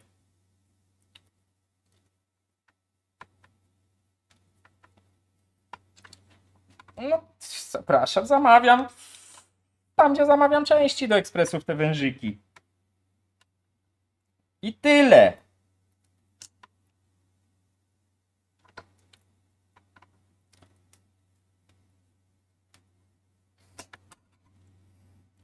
No niby idzie, ale nie idzie. Ale zaraz pójdzie. Dzida jedna. No, to już jest po wężyku. No, nie miałem szans. Dobra, wężyk do wymiany. Pytanie, czy ja taki wężyk mam, ale to za chwilę. Wężyk mamy z głowy. No i następny koszt, słuchajcie. I tak to właśnie jest z ekspresami. Dobra, to na tym się skupimy na końcu, bo ten wężyk trzeba tutaj do infuzora się dostać. To za chwilę. Plus złączka. Może mam, może nie mam. Jak nie mam, no to trudno, to nie odpalimy maszyny, ale obym miał. Kolejny krok przy tym przeglądzie. Nawet trochę obniżę kamerę. Albo oddalę. O. Klejenie tego kanału. Silikonem, bo to zawsze zaczyna prędzej czy później przeciekać. Gdzieś nawet ten silikon mam. Tu mamy wszystko zamontowane, wszystko dokręcone. Można jeszcze sprawdzić, póki mamy grzałkę wyjętą, słuchajcie, czy termiki działają. Bo byłoby śmiesznie, gdybyśmy to skleili, a nie będą działały. Czyli dotykamy do jednej, drugiej końcówki grzały. Tu idzie termik, termik, termik. Raczej działają, bo ta grzałka się nagrzewała. Słychać. Jeden. A drugi jest z drugiej strony. Przewodzik. Czyli teraz druga końcówka grzały. I to jest z tego co pamiętam ten. O. Działa. Czyli to będzie działać. Czyli tu wygląda na to, że wszystko jest ok. Wracamy na tą stronę.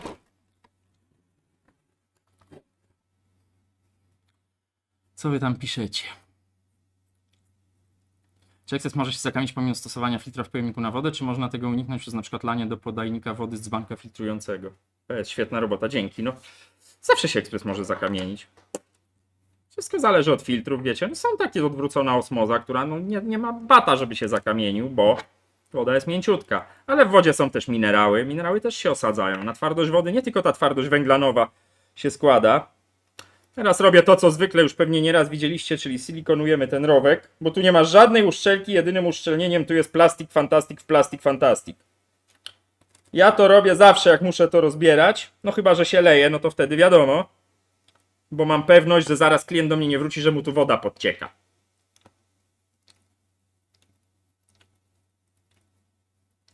I tyle. No i co? Inside. Wszystko jest ok, bo tutaj też takie wątpliwości spotykałem. Słuchajcie, że jak to przykleję, to już nie rozkleję. To jest uszczelka, to się nazywa... Gdzie tu masz tę nazwę? Generalnie to jest uszczelka w żelu. Ona jak zaschnie, to ona nie trzyma jak klej taki mocny. To ma powstać uszczelnienie, to nie jest klej. Więc tu się da to rozebrać bez najmniejszego problemu, słuchajcie. No i skręcamy dzidę. Doszła robota dodatkowa, ale to już złóżmy tutaj cały ten bok, bo tu trzeba zdjąć górę do tego wężyka. No ale...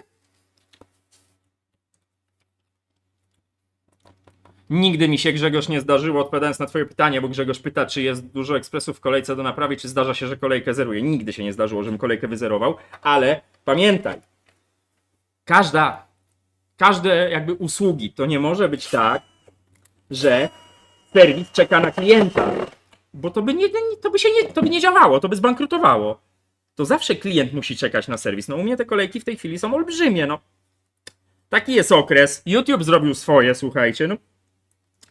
Nie do przerobienia. No ale jest jak jest, no. Pracuję nad tym. Ale myślę, że do końca lutego się problem nie rozwiąże. No nie ma opcji, bo ja mam roboty do końca lutego, słuchajcie. Przerób jest jaki jest.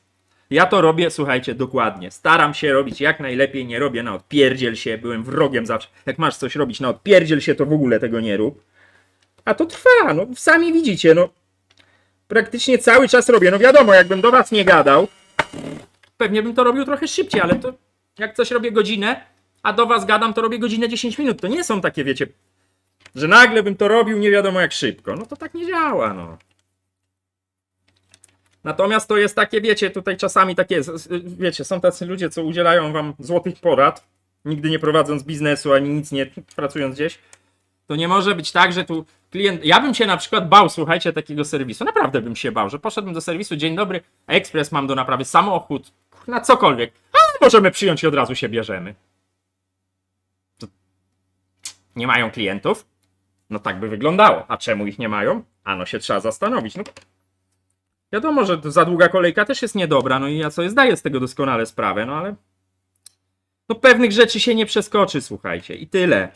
Co tu się rozwodzić nad tematem? Tu przykręciłem.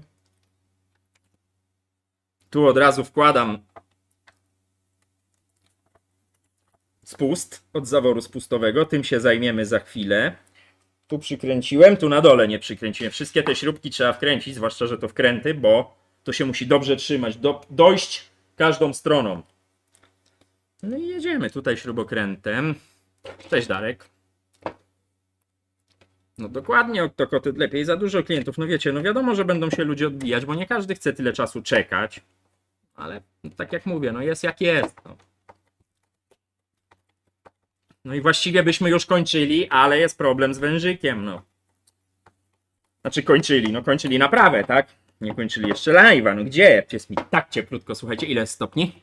15 się trzyma. 15 to jest dla mnie idealna temperatura pracy, powiem wam szczerze, jak coś robię. Bo najgorzej jak siądzie się do komputera, to wtedy trochę łapki kostnieją. Baranek, dokładnie, minerały. Ja serwisuję nawilżacze powietrza i sobie pewna firma założyła jakieś filtry do odkamieniania wody i myśleli, że nie będzie trzeba czyścić cylindrów. No tak, no. Nie zaszkodzi to odkamienianie. Nie kosztuje to milionów, słuchajcie. Patrzę, czy wszystko wkręciłem. Tu jest, tu jest, tu jest. I tu jest, czyli tu mamy wszystko. No to możemy tutaj tą stronę powoli składać. Jeszcze tylko tak, trzeba się pozbyć tego dziada. Ja to robię w brutalny sposób, bo te czujniki się do niczego i tak już nie przydadzą. Tylko zawsze patrzcie, czy dobre przewody obcinacie. Wycinam.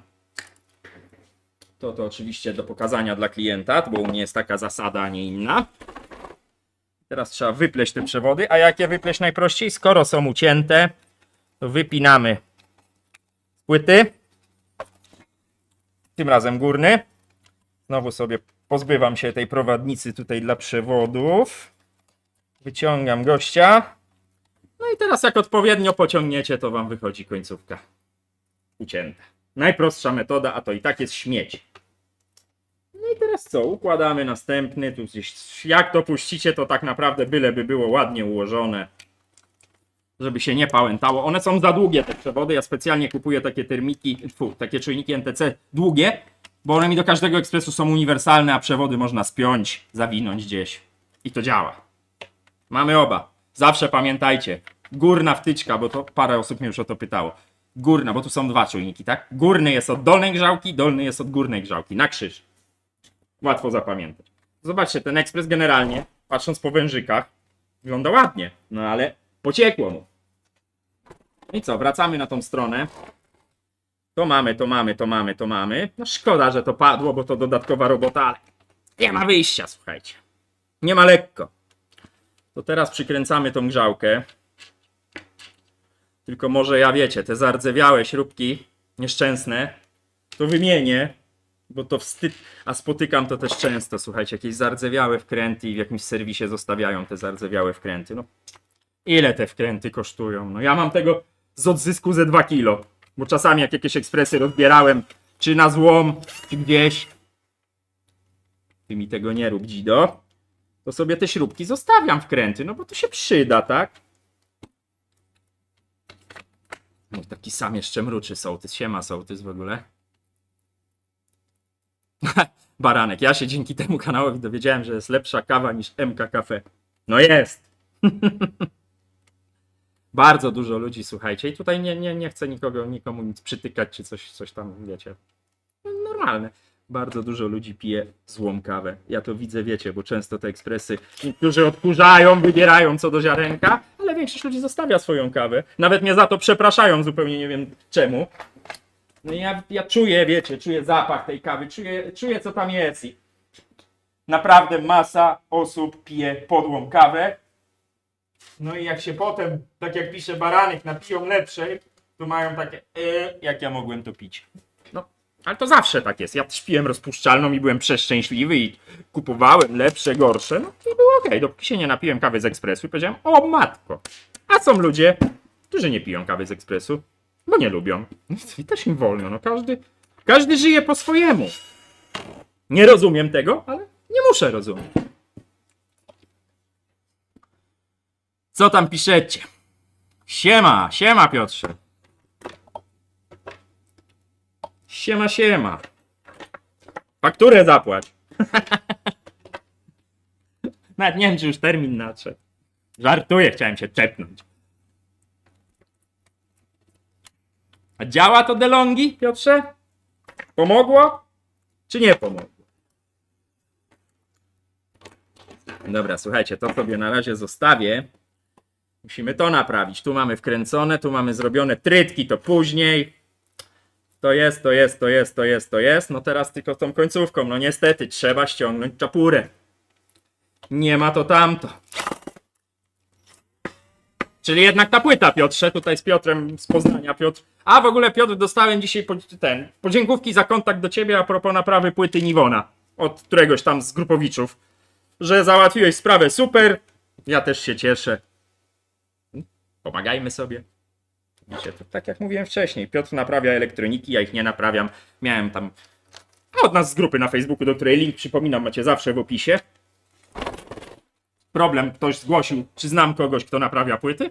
Poszło do Piotra, wszyscy zadowoleni. Płyta, no tak czuliśmy obaj, nie?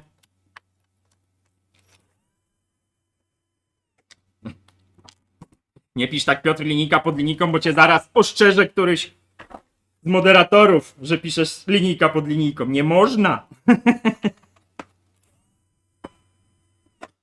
Sebastian, Niwona, jakakolwiek, jaka ci pasuje. Ja nie znam funkcji, bo pytasz już któryś raz o tą Niwonę. Ja nie znam funkcji tych ekspresów, bo ja przypominam, nie zajmuję się sprzedażą ekspresów, więc nie mam pojęcia, która jakie ma funkcje.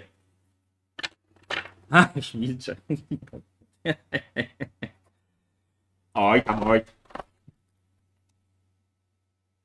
Oj, Alicja, już mogłaś Piotrka zostawić. No dobra. Sam zadałem pytanie, tylko mi odpowiadał, no ale poszło to poszło. Mówiłem, Piotrek, mówiłem, że zaraz któryś moderator tutaj rękę sprawiedliwości wymierzy.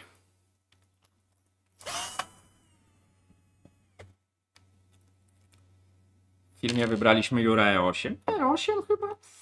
Nie znam, czyli dobrze. Znaczy nie znam, ale nie bywa. O, jeśli jesteś jeszcze Grzegorz z nami, mówię o Grzegorzu Baryła, to tak się właśnie w twoim DeLonghi, tam jest dużo prostsze zdjęcie tej czapki, tak się właśnie dostaje do wylewki. No. To Daniela palec winny? No, Piotrek też miał za uszami, że napisał linijka pod linijką, ale dobra, no poszło to poszło. Dorwał się do mojego tableta.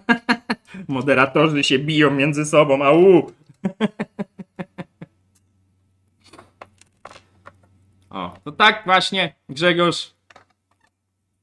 Tu masz całą wylewkę, odpinasz sobie wężyk i wszystko możesz zrobić. Patrz, trafił się instruktaż przez ten spierdzielony wężyk, jak rozebrać wylewkę. Dokładnie jest tutaj tak samo u ciebie, czyli, bo mnie o to Grzegorz dzisiaj pytał. Te dwie śrubki i tyle. Bartłomiej, przecież nic się nie stało. Przeczytane zostało, Piotr mi odpowiedział. Sam zauważył, że pisze linijka pod linijką, po czym Daniel zrobił z bicza tak. Nic się nie stało, nikt się tu nie obraża. Tu nie chodzi o to, żeby się obrażać. Było, minęło, po temacie. Szukam wężyka. Teraz się okaże, czy ten ekspres zostanie uruchomiony, moi drodzy. Wężyków ci u mnie dostatek, ale czy akurat tej długości odpowiedni będzie, to się zaraz dowiemy. Tym razem przyniosłem zestaw wężyków teflonowych.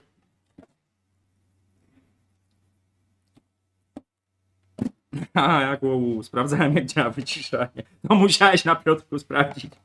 Nieważne. Ale wyciszyliście go, czy tylko usunęliście komentarze? How dare you. Akurat jak napisał dobra, już nie pisze. Nieważne. Zaraz do nas wróci. Albo się obrazi. Nie obrazi.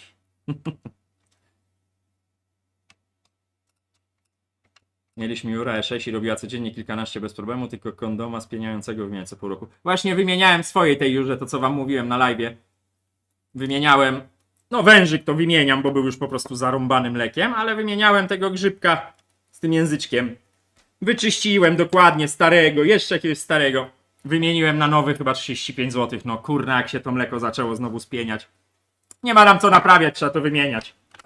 To wiecie, łapie powietrze, łapie kurz. U mnie ekspres stoi w kuchni, u wielu osób stoi w kuchni. Bardzo dobry wybór, Gelek. No mówiłem, Melitta to... Pytacie mnie o konkretne modele Melitty. Ja Melittę uważam za dobrą firmę jako firmę. Więc pamiętajcie, ekspresy danej firmy mają identyczną konstrukcję. Wiadomo, niech tam jakiś model ma 2 grzałki, 1 grzałkę, ale konstrukcyjnie to jest podobne, więc jeśli Melitta, to będzie ok. I co? To będzie to? Trochę za długi. Mamy coś krótszego? No to będzie jedyny słuszny, dobra. Może się zmieści. Może zadziała. Nie zbanowali cię, Piotrze. Już działa, a nawet gdyby cię wyciszyli, to jest na 300 sekund wyciszenie. Wszystko jest ok. Ale widzisz, prorok powiedział, że cię wyciszą i wyciszyli. Tak to działa, no. Dobra. Ja tutaj wam pokazuję podstawowe, nie będę robił pełnego przeglądu tego ekspresu, bo to by za długo trwało, bo tu jeszcze wymiana uszczelek. I to jest też przykład, bo kiedyś miałem taki komentarz, że po co wymieniam uszczelki, skoro... Sikora. Dziękuję, Sikorko. Na ciepełko, dziękuję. Pozdrawiam. Po to się właśnie wymienia uszczelki, żeby nie dochodziło do takich sytuacji, gdzie ten wężyk się zapiekł kamieniem, bo ta uszczelka puszczała. No widać tu takie, że tu jest takie zielonkawe. I po to się wymienia te uszczelki, że potem trzeba całą końcówkę wymienić. Ja będę musiał jednak napisać jutro do klienta, że tutaj cena nieznacznie wzrosła, no bo to wiecie, taka końcówka kosztuje ze 4 dychy chyba. Wężyk kosztuje ze 4 albo ze 3 dychy. No to wiecie. Dlatego zawsze mówię i nawet mam tak na protokole przyjęcia ekspresu do naprawy, że ta cena z diagnozy może się zmienić tam około 20% nawet, no bo kawy smak. Cześć. Widzę jak zawsze pozytywny optymista. Tak trzymaj. No staram się. Nie zawsze pozytywny optymista, ale staram się. Dziękuję w ogóle. Kończąc myśl, wiele rzeczy wychodzi dopiero w trakcie naprawy. Pewnych rzeczy, dopóki nie wymienimy jednej rzeczy, to nie okaże się, czy ta druga rzecz działa. A to wiecie, ja to zawsze powtarzam, to nie jest laboratorium doświadczalne, że ja będę tu siedział z miernikiem i godzinami badał. Po prostu trzeba to wymienić i sprawdzić. No i czasami bywa i tak, że się okazuje w połowie naprawy, że ta naprawa nie będzie warta naprawy. Masło maślane.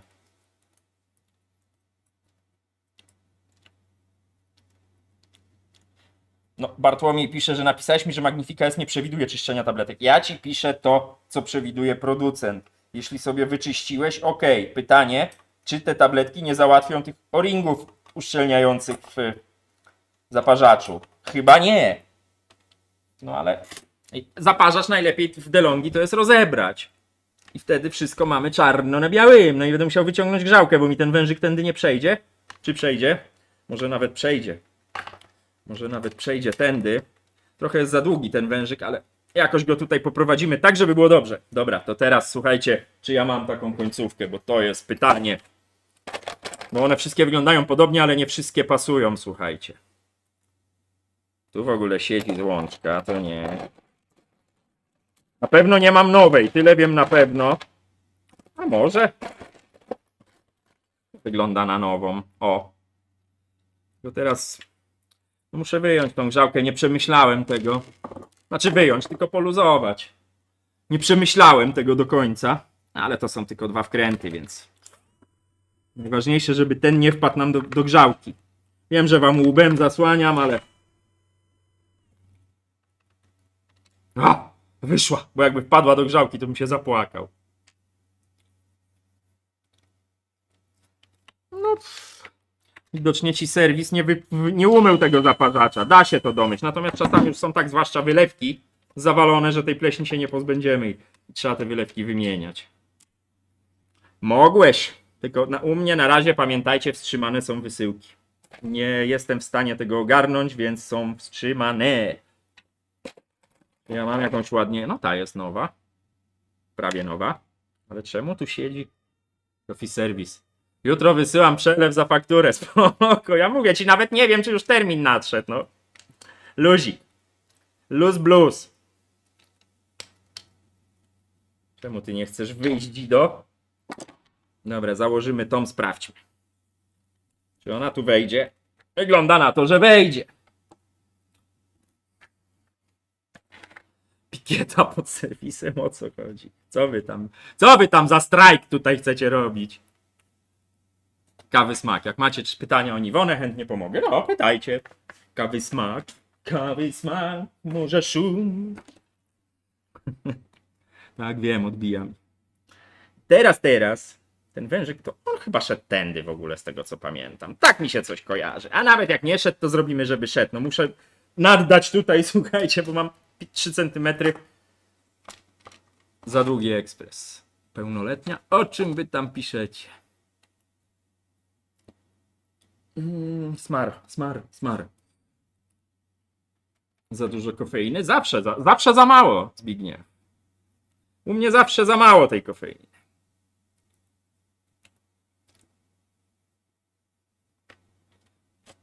No przecie już wyjaśnione, panie Danielu, już nie grzebmy się, wszystko jest ok.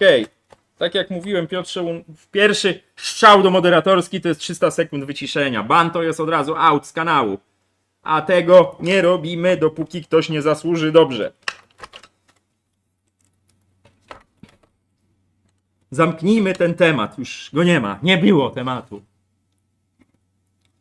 O, widzisz, może ciekawy smak odpowie, jakie są te różnice, bo ja to po prostu tego nie wiem. Właździdo. Czemu to nie wchodzi? 2 uszczelki wkładam. Czy jestem taki zdolny? Czy jestem taką zdolniachą? No oczywiście, że jestem taką zdolniachą. Ale tu jest jakaś stara uszczelka, ja bym jej tu nie chciał. Damian Szklanecki, na Monstera, dziękuję. Dzisiaj nie będzie Monstera, bo dzisiaj kawy smak był grany dużo. Ej, no wyłaź Dzido.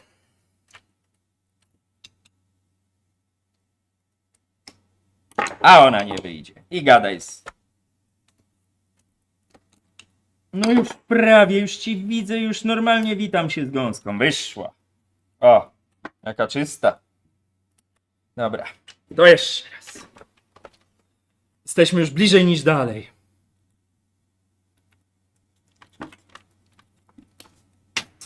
Leć. Leć wolno, śrubokręcie. Dobra. Dobra, słuchajcie. To mamy prawie że naprawione. Czemu to mi nie chce wejść? Ktoś mi powie. How dare you? Coś tu krzywo weszło. Poprawmy się, żeby nie ściąć uszczelki, bo to by było słabe. Jeszcze raz. To jeszcze raz. O, ta Niwona 8101. Ja jestem tylko ciekaw, jak będzie z naprawą tego zaparzacza, jak ten drenaż się w tym zaparzaczu rozleci. Bo Niwona, dla tych, co nie wiedzą, ta 8101 nie ma już tego drenażu za tą nieszczęsną klapką, gdzie się wiecznie kawa zbierała. Tylko tam jest drenaż, tak jak w Jurze, wbudowany w zaparzacz. Ale doszły mnie takie słuchy, że tam jest straszna rzeźnia ten zaparzacz rozebrać, a właściwie potem go złożyć. A! Weszł. Dobra. Trochę tu jest tego wężyka za dużo, ale jakoś sobie z tym poradzimy. No nie mam innego. No to co? Przykręcamy z powrotem wylwencję. Czekajcie trochę, bo zaraz jak zrzucę sobie te uszczelki, to będzie mi smutno. To jest wężyk też dla klienta do pokazania. To jest wszystko tutaj. Zaraz wam to wszystko pokażę, co tu było wymienione, ale złóżmy ten ekspres, słuchajcie. Czyli tak, wylewka. O kurna, już tak późno? No widzicie, jak wam kofik nie zamarza, to może prowadzić tego live'a dłużej. Wszystko się rozchodziło o to, że ja po prostu przymarzałem.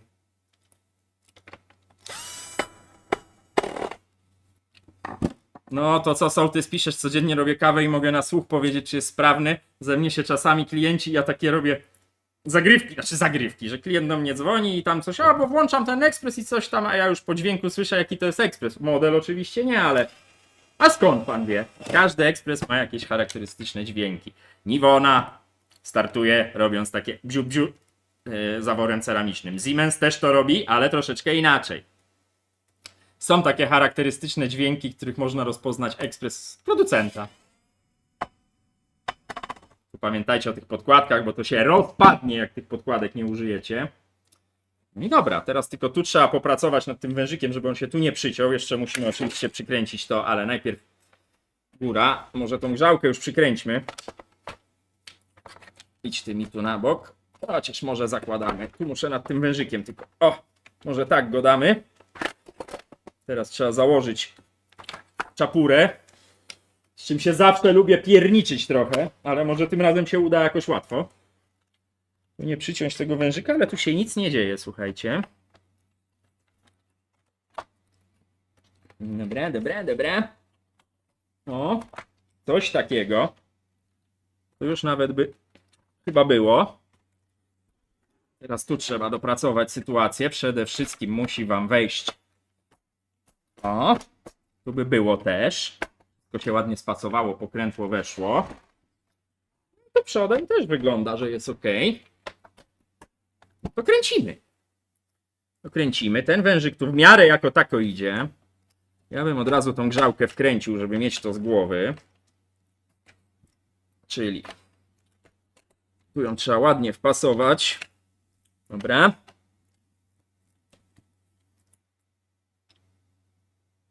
Tato Madelongi przy Madonna strasznie głośno strzelo. No widać strzelo. No na słuch rzeczywiście można.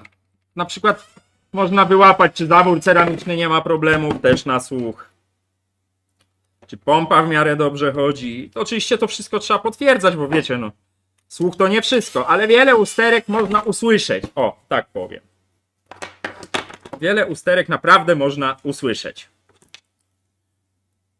Dobra, słuchajcie. Teraz tak. Przyłapujemy. Może to i dobrze, że to robiłem, bo trochę podsechł ten silikon. A u mnie, słuchajcie, nadal 15 stopni.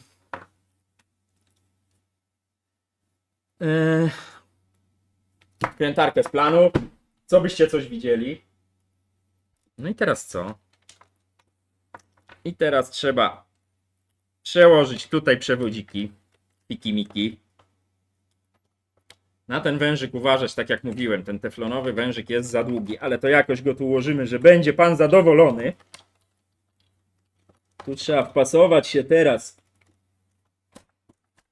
O!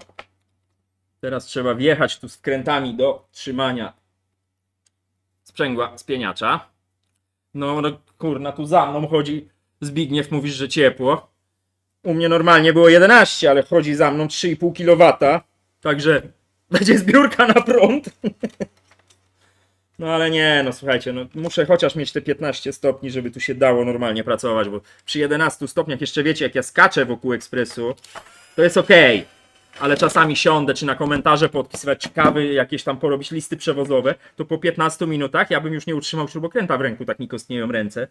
No i to nie są godne warunki pracy, jeśli już wam temperatura zaczyna przeszkadzać. Między innymi trzymanie takiej śrubki z kostniałymi łapami to nie jest taka prosta sprawa, jakby się wydawało. I tyle, no. Też nie chodzi o to, wiecie, ja sobie zdaję sprawę, że za ogrzewanie trzeba zapłacić. No to jest normalne, no. To jest normalne. Wężyk na miejsce. Jeszcze żadna zawleczka. Nie, znaczy przepisowo, wiesz, przepisowo to jak masz pracowników, to przepisowo, tak? Co ty to Mato opowiadasz, jestem zahartowany w boju. Dlaczego tak młodo wyglądam? Bo się konserwuję dobrze pod tym chłodem i nie tylko. Se kurna walnął sam self-komplement, nie?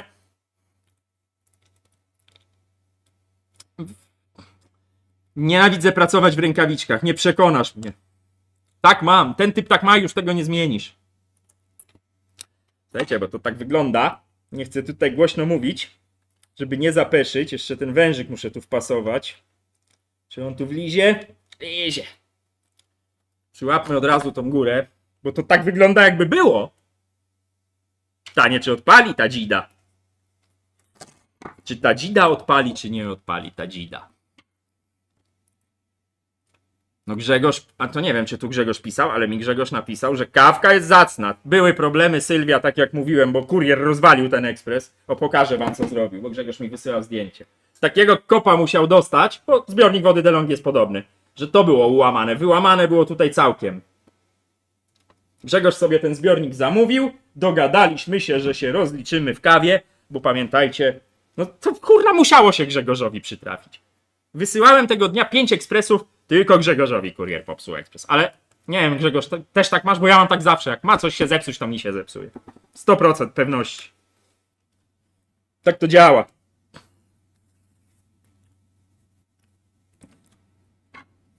Tak, Zbigniew, to było wysyłane DPD. Ale powiem wam szczerze, że mnie DPD rzadko paczki rozwala. No wiecie, no to do mnie przywozi mój kurier DPD. To prawdopodobnie gdzieś może to było. No ciężko, wiecie, tutaj wyrokować. No. Jest jak jest. Na szczęście się nic poważnego nie stało. Zbiornik to jest 60 zł, więc umówmy się. Miałem taką usterkę, kiedyś mi klient wysłał właśnie taki ekspres jak w tym filmie o kawie. Taki półprofesjonalny. Ja mu mówiłem, żeby tego nie wysyłał kurierem, bo to jest ciężkie, wiecie, tam jest w środku boiler. I tak musiał piznąć ten ekspres, że wszystkie nóżki, bo on na takich nóżkach był ciężki, no bo to ciężka maszyna, ona ze 20-30 kg ważyła, wbiły się do środka, on cały geometrię stracił. Ja zadzwoniłem do klienta, powiedziałem, że ja to panu odsyłam, bo to tu nie ma co ratować. Prawdopodobnie, wiecie, mogą być uszkodzenia w boilerze, z reguły po takim trzasku to grzałka pada. Masakra. I to on go słabo zapakował, bo on podłożył taką, mówię o tym gastronomicznym, 2-centymetrową warstwę styropianu na spód. No a ekspres ważył ze 20 kg, więc jak ktoś go rzucił, to on się momentalnie przebił przez ten styropian. Czasami naprawdę nie warto tego ekspresu wysyłać, jeśli jest cenny. Lepiej. Czy ja tu dobrze spiąłem? Czy ja tu czegoś nie spiąłem? Czekajcie, bo muszę tutaj przemyśleć swoje życie.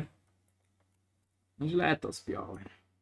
A nie, dobrze, bo tutaj będzie trzymać ten dolny panel. Wszystko jest ok.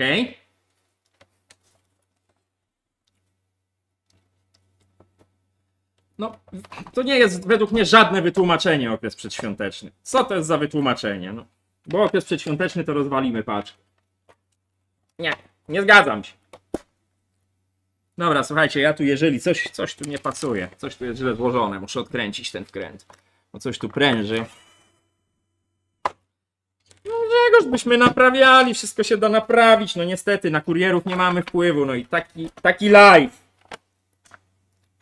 Co poradzisz, jak nic nie poradzisz? No jest takie ryzyko zawsze z tymi paczkami i trzeba z tym żyć i tyle. No. I tyle. Nie mamy na to wpływu, a nie denerwujmy się rzeczami, na które nie mamy wpływu. Grunt, że działa, kawę robi i z tego co pisałeś, robi ją dobrą. Zresztą widzieliście na live, odpalaliśmy ten Grzegorza Ekspres. Naprawdę robił ją dobrą.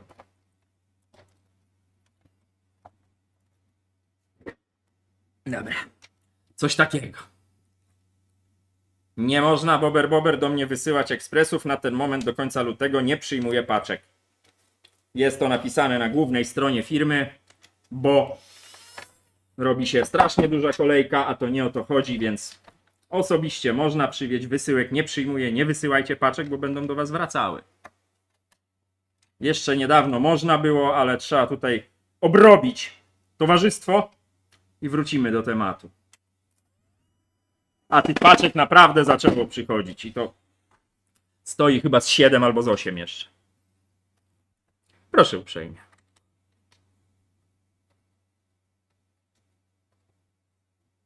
No, to co sołtys piszesz, no z naszymi kurierami jest niestety... Powiem wam szczerze, że ja rozwaloną raz miałem rozerwaną kawę, ale to się palarnia fajnie zachowała, bo jak im to zdjęcie wysłałem, to mi przysłali. Mimo, że nie naciskałem na to. No to nie oni rozwalili, tak? Tylko kurier rozwalił. Ale no, zasada jest prosta. No, nadawca odpowiada za przesyłkę. Dlatego ja się tak broniłem przed tymi paczkami. Bo to kurna, powiem wam, nawet jak pancernie zapakujecie, to te zdolniachy potrafią to rozwalić, no. Co tam piszecie? Dariusz Jura, obecna. Moja Jura 13-letnia działa. Widzieliście, jak ona nawet wyglądała. Jak ktoś nie widział, zobaczcie sobie live'a pod tytułem Moja Jura prywatna. Prywatna Jura doktora. Aż byłem zaskoczony, jak w niej jest czysto. Znaczy oczywiście tam była pleśń. Ona chyba 1,5 roku albo 2 lata nie było do niej zaglądane. Byłem zaskoczony pozytywnie. No ale pamiętajcie, codziennie wyrzucajcie w Jurze fusy. Wylewajcie wodę z tacki. Codziennie. Jeśli tylko piliście kawę oczywiście. Nie trzymajcie tych fusów, bo ta pleśń idzie do góry, a przeparzone fusy naprawdę szybko pleśnieją. No i potem jest bagienko pleśniowe. Ja uważałem zawsze, że niewyjmowane zaparzacze i będę się tego trzymał i nadal tak uważam, niewyciągane zaparzacze to jest wada, a nie zaleta. Bo jednak co innego jak sobie ten zaparzacz... Jasne, te zaparzacze Jury są świetne, dopóki się nie połamią, bo niektóre się łamią. One dużo kawy, tylko te duże. One świetnie działają, one dobrze ściskają kawę, no to konstrukcyjnie są fajne. Nie mówię tutaj o awariach. Natomiast to, że ich nie można wyjąć i wyczyścić i rzeczywiście trzeba mieć narzędzia, trochę wiedzy, żeby te Jury rozebrać, to jest według mnie wada. Każdy ma prawo do własnego zdania, takie jest moje. No. Tyle w temacie. Łukasz Zademowski. Witam panie doktorku. Jaki ekspres nie za miliony byś polecił na początek, żeby kawusia była nowym uzależnieniem? Oglądaj Melitta. Był film w zeszłym tygodniu, polecajki. Jakakolwiek Melitta. Do wyboru, do koloru, co ci się podoba, jakich funkcji potrzebujesz. Niwona. Do wyboru. Panie kochany. Ej, słuchajcie, bo chyba tak se tu gadam i chyba złożyłem. Teraz tylko checklista, pamiętajcie, sprawdźcie 2 razy. Tu nie ruszałem, tu wpiąłem, tu wpiąłem, tu wpiąłem. Wody trochę nalałem, ale mało weszło, więc będziemy go cykać. Czujniki pozmieniane. To przykręcone. Tutaj wężyk włożony. Mam nadzieję, że nie będzie ciekło. W standardzie są do 1000 zł Arek ubezpieczone. No jakby tam Grzegorzowi ten ekspres rozwalili totalnie, to byśmy reklamowali, no. Teraz już nie jest tak, że musicie przy kurierze, najlepiej jest przy kurierze spisać protokół, ale wiecie, jak paczka dostała kopa, popraw mnie Grzegorz, jeśli się mylę, po paczce pewnie nie było widać, że jest uszkodzona. No bo ona została czymś uderzona albo przygnieciona. I wiecie, to się tekturka i te wszystkie tam farfocle śmieci, jakich tam nawkładałem, żeby obłożyć ten ekspres, się ugięły, połamały i wróciły. Ja miałem taki ekspres, mówiłem wam. Nie wiem, bo ten prawnik się miał do mnie odezwać, bo to na prawnika trafiło, gdzie przysłali mu ekspres z naprawy właśnie takiej już z ubezpieczenia i coś na tą paczkę spadło, to był Saeco Minuto chyba, taki z dużymi zbiornikami. Wszystko było w drzazgi, górna obudowa połamana. 900 zł ta naprawa kosztowała. On to naprawił tylko po to, bo nadawca, ta firma, która to wysyłała, powiedziała, że oni mają to w dupie, że to się rozleciało. To nie jest ich problem. No jest. Według prawa to jest problem nadawcy. No i trafili na prawnika. Ciekawy jestem, czy się odezwie, bo to było ze 3 lata temu, a sprawy w sądzie wiecie ile trwają, więc albo się zapomniał odezwać, albo jeszcze nie było pierwszej rozprawy. No ale powiedział, że się uprze. O, Daniel, widzę, komuś piszesz o kawce. Dzięki. Czy polecam DeLonghi Dynamica Plus? Ja nie polecam. To ty musisz sobie odpowiedzieć, Łukasz, na pytanie, czy to jest ekspres dla ciebie. No to jest DeLonghi Dynamica Plus, będzie miał ładniejszy panel dotykowy. Tyle różnic. W środku będzie to samo, słuchaj. Niczym się nie będzie tu różnił. Dobra, słuchajcie. Czy to jest ten moment, że my odpalimy tę maszynę? Silniki wpięte, tu w miarę kabelki ułożyłem, wiadomo. No dobra, jedziemy z dzidą. Trzeba znaleźć tatki. Tu jeszcze wiadomo, uszczelniacze do wymiany, te, których nie wymieniałem, ale podstawowe to jest właśnie to, co należy zrobić według mnie w ekspresie DeLonghi po zakończeniu gwarancji. Czy to 2-letniej, czy to 3-letniej, czy to 5-letniej. Oba czujniki NTC podsumowując, oba. Przynajmniej tą górną końcówkę grzałki, chociaż sądzę, że zacznie się z niej lać przez 5 lat na pewno, ale może nie. Przynajmniej tą końcówkę grzałki. A ja wymieniam obie, bo tak się robi po prostu, słuchajcie. No jak już i tak wyciągam grzałkę, to wymienia się komplet. Tu wiadomo, te uszczelki gniazda spieniacza to do wymiany za każdym razem są. Plus. No tutaj ta złączka, no to wyszło po prostu. Plus co? Plus wszystko. No odkamienianie, wiecie, mycie zaparzacza, rozbieranie zaparzacza, wymiana tych o-ringów w środku, ale to jest must be. To musicie zrobić. Te końcówki plus te 2 czujniki. To was ustrzeże przed przepaleniem się elektroniki. A nie jest to wcale rzadka usterka. Woda, Filtr to wyjmę, bo ten ekspres stoi u mnie 6 tygodni, więc tu już nie ma co zbierać. Ja zawsze klientom mówię, żeby wyciągali filtry, jak do mnie przynoszą, ale nie wyciągają. No i co, palimy dzidę? Jak myślicie, wybuchnie czy nie wybuchnie? Przede wszystkim muszę patrzeć tu, czy tu się nie leje. To włożone, to podpięte, jeszcze raz, to. No wszystko jest ok. Tylko muszę go tak impulsowo załączyć, bo się boję, że mało jest wody w tej górnej grzałce, żeby ona się nie przyjarała. Więc robimy to tak. Jak zgaśnie światło, to znaczy, że było zwarcie. To już wiecie. UPS-a się jeszcze nie dorobiłem, muszę nad tym pomyśleć. Ale najpierw bym chciał tą wtyczunię tu włożyć. O. No i co ma być, to będzie. Czy da obraz? Proszę, Damian, nie pamiętam, co ci odpisywałem, ale skoro odpisywałem, to proszę. No to ma to. Jeśli masz jakąkolwiek wiedzę, to każdy. Jak potrafisz jedynie wyjąć, zaparzysz, to nie rozbieraj dalej. Rozbieranie Jury nie jest zbyt przyjemne. Znaczy, to, jak się to robi, to już się robi przyjemne. Znaczy przyjemne, no robi się proste. To jest ta stara zasada. Wszystko jest proste, jak wiesz jak. To jeszcze napiję się mojego toniku Bitter Rose.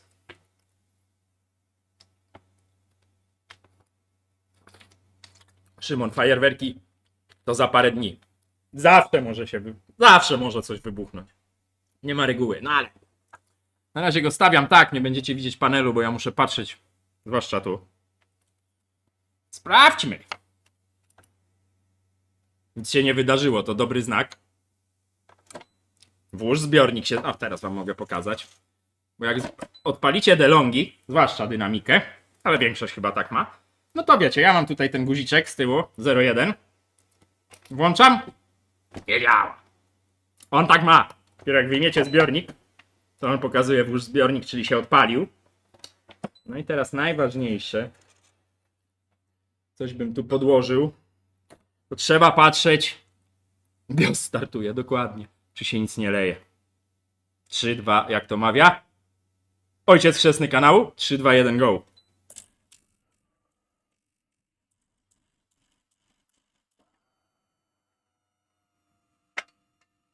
Ja robię tak, że on chwilę go odpalam, ponieważ nie mam pewności, czy mi się dobrze woda w grzałce rozeszła, to go wyłączam. I tak ze 2 razy. Bo widziałem, że woda tędy płynie, nic się nie polało. I jeszcze raz. Damy tu od razu końcóweczkę. Patrzymy, czy nie leci dym siwy. Woda leci. Ciepła? Ciepła. I wyłączam. W tej grzałce nie dać się za bardzo nagrzać tak punktowo. Wiele razy o tym mówiłem, słuchajcie. Szanowni Państwo, to bardzo dziwne, ale brakuje stułapek. No! Szanowni Państwo, stułapek brakuje. Jak doktorze postępy w Control? Pytasz o grę? Utknąłem gdzieś. Nie gram, w ogóle nie mam czasu, więc jak włączyłem grę, to znowu nie pamiętałem obsługi. Masakra. Ja już chyba nie mogę grać w takie gry.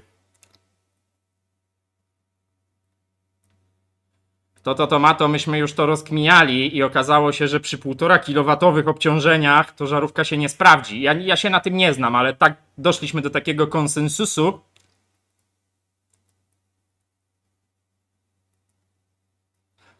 Czekajcie, Daniel, co ty tu, Keksiu, gdzie jest Keksiu? To czerwone, Keksiu, to jest tak, że jak spienisz mleko, wiadomo, grzałka ta odparowuje się tym kanałem tutaj właśnie. I na przykład spieniłeś sobie mleczko, mam listwy przepięciowe, to nic nie da. To ma to kwokę mam tu założyć. Jest jak jest, działa. UPS-a będę miał, będzie podpięte do UPS-a komputer.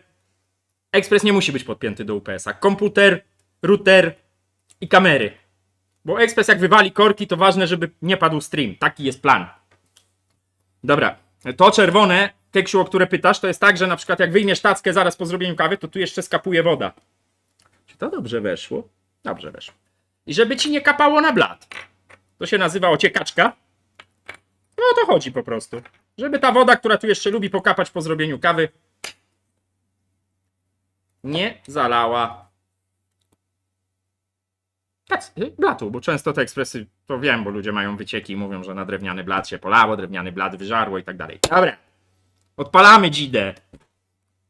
Proszę uprzejmie, panie Keksiu.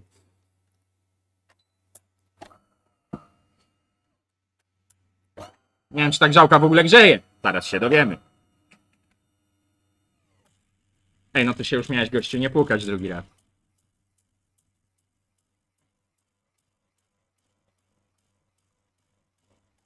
Miałem wrażenie, że się leje, ale to było mylne wrażenie. Grzałka się odparowuje, widzę. Ważne, żeby sprawdzić, czy tu z góry nie cieknie, bo tu było tak wyżarte, że ta nowa końcówka też może przeciekać. Dobra, puszczamy gorącą wodę od razu, jak ją tylko znajdę. To jest mój ulubiony ekspres z Maj ciepłe mleko. Jest tak napisane, zaraz wam pokażę, żeby nie było, że wymyślam. Maj ciepłe mleko. Nie dymi się z grzałki? Jeszcze nie. I teraz ważne, czy się znikąd nie leje. Wygląda ok. Wycisza filtr noise odgłosu ekspresu? No. Co zrobić? To teraz go wyłączę, zobaczymy, czy będziecie słyszeć wiatraki. Dajcie mi chwilę, wyłączymy tego noise'a. Jak tylko się dowiem, jak to się robi.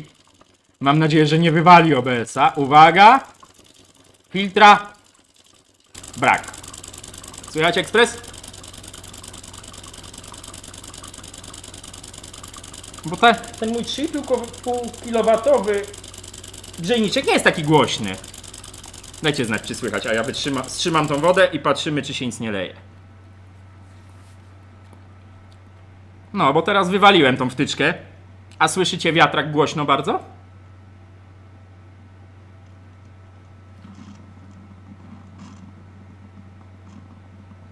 Dajcie znać, jak te wiatraki słychać, bo one nie są jakieś takie bardzo głośne. A, no to okej, to widzicie, to ten noise cancelling był niepotrzebny. No bo ważne, żeby było słychać ekspres jednakowoż. Dobra, słuchajcie, trzeba symulator spieniacza uruchomić, bo nie dostałem z banka. Więc zakładamy gumę na instrument. On cały czas grzeje. Mam nadzieję, że on nie przegrzeje tej grzałki. Proszę cię, nie rób tego. Na razie jest ok. Kombinatorki i oszust. Jakiś pojemniczek. Na razie wygląda dobrze. Oby tak zostało. 300 czy 500 metrów. No to co? Maj ciepłe mleko. Moje ulubione. Grzałki się nie dymi, więc jest nadzieja, że ona żyje i że ten ekspres ma sterowanie ok.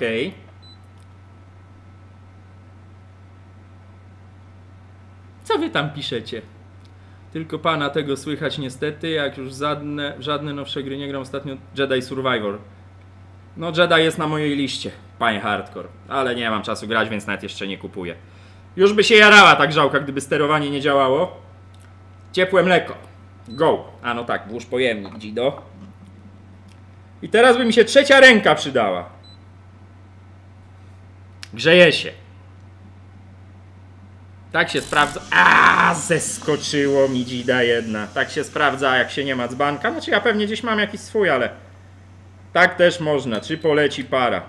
Spieniania dzbanku klienta nie sprawdzimy, bo nam go nie dał. Proste. Dobra. Nagrzewanie. No co znowu? Dlaczego to nie działa? Włóż pojemnik na mleko. No takie to jest tutaj ciupanie w ten czujnik. Weź, że se chłopaku jakiś większy ten śrubokręt. O. O. Teraz musi zadziałać. Jaka rzeźba. Symulator spieniacza. Gorącą wodę brałem. Teraz chcę spienić mleko. Au. No widać, że działa, nie?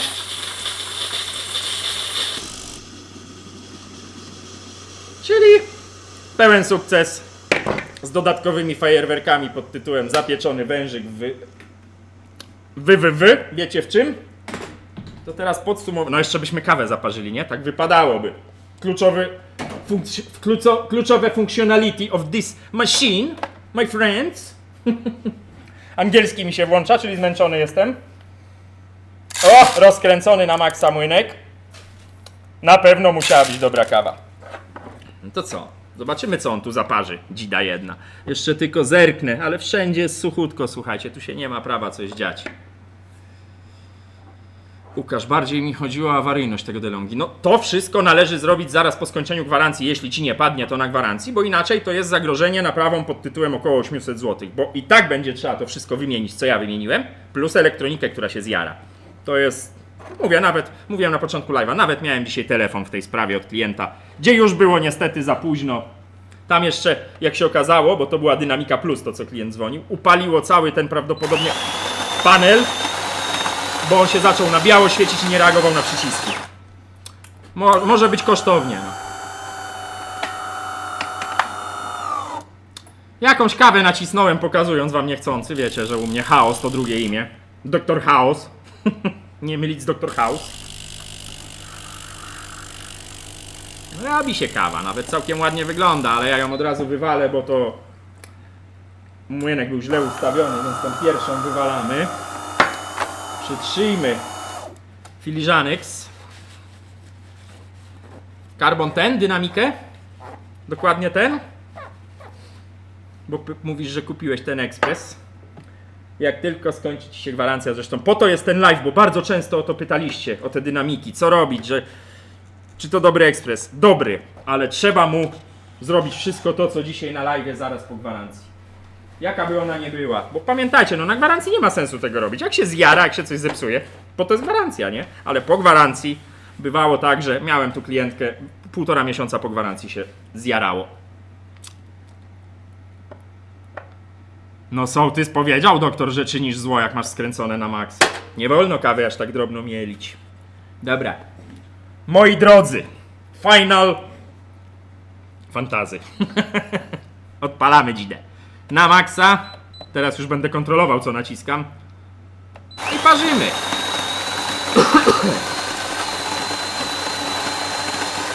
Dobry wieczór, Fuku. Czyli tekst na koszulkę trzeba zmodyfikować. Doktor Chaos, symulator spieniacza. Może być.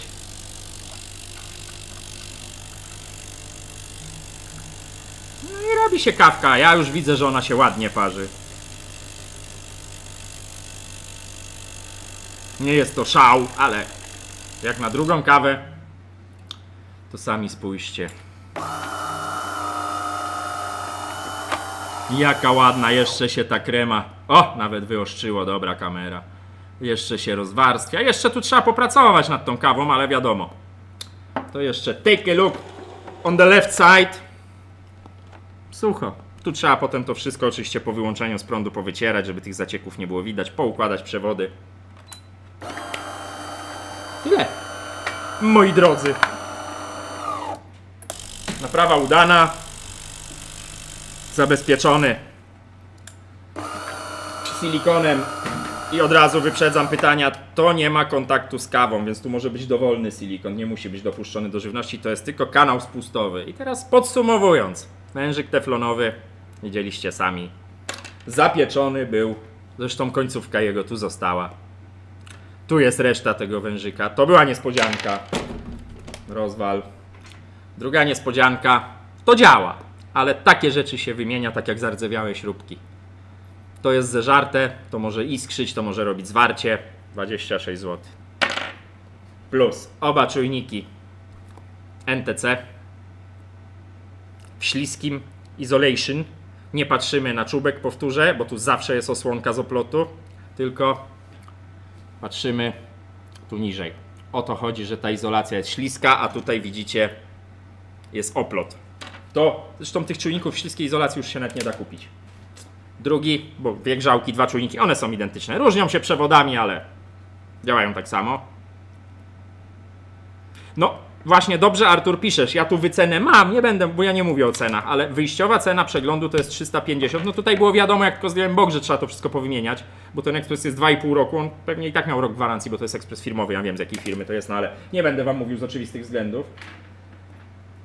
Bardzo rzadko, powiem wam, no może nie bardzo rzadko, ale sporadycznie się zdarza, że się w tych 350 zamykamy, bo dlatego ja nie chcę podawać tych cen, bo to obie końcówki Z górnej się lało jak ze świni, widać.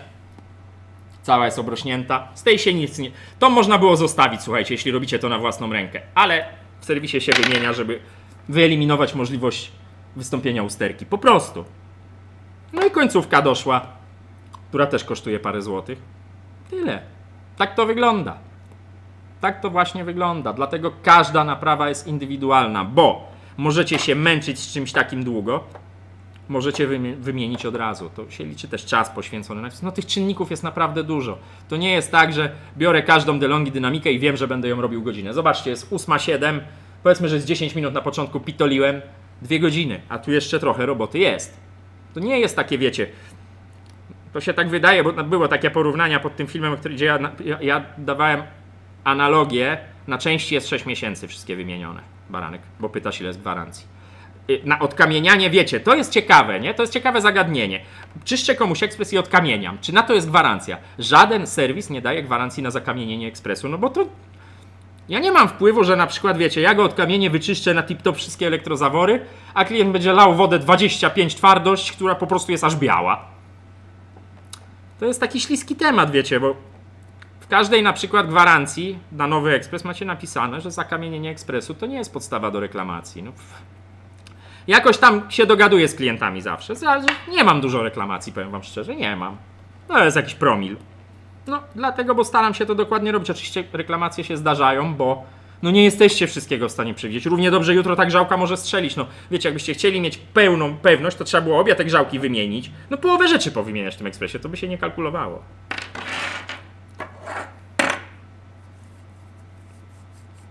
Co ty tam, bzyku, do mnie piszesz? Bo się grzałeczka przeżre. Jak kamień zabierzesz, to będzie prąd na wierzchu.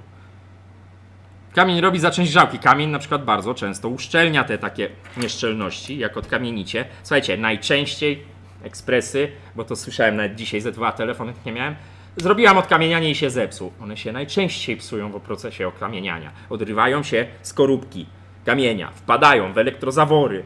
Nie zawsze się to rozpuści. Nie, jak jest jakaś duża skorupa, to się nie rozpuści. Wpadnie w elektrozawór i amen. Trzeba to rozebrać, wyczyścić ręcznie.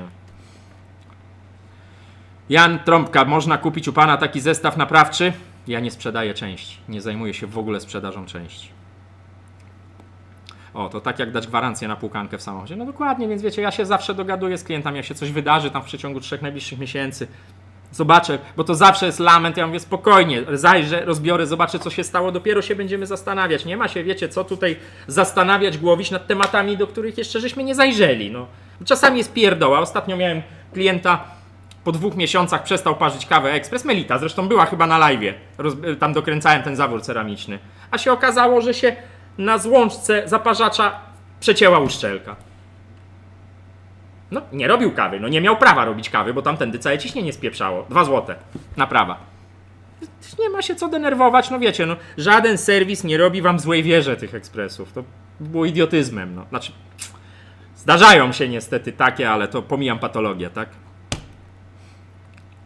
Myślałem, że to mój, ale ja mam bardziej porysowaną tackę. A twój tutaj gdzieś leży, Arturze? No tych dynamik trochę stoi. Dobra, słuchajcie. 15,5 stopnia komisyjnie. No tak 15,02, zobaczcie. Już jest więcej jak 15, ale jeszcze nie 16. Kończymy, moi mili. Live był dłuższy, bo było narzekanie, że krótkie. Jak Kofikowi ciepło.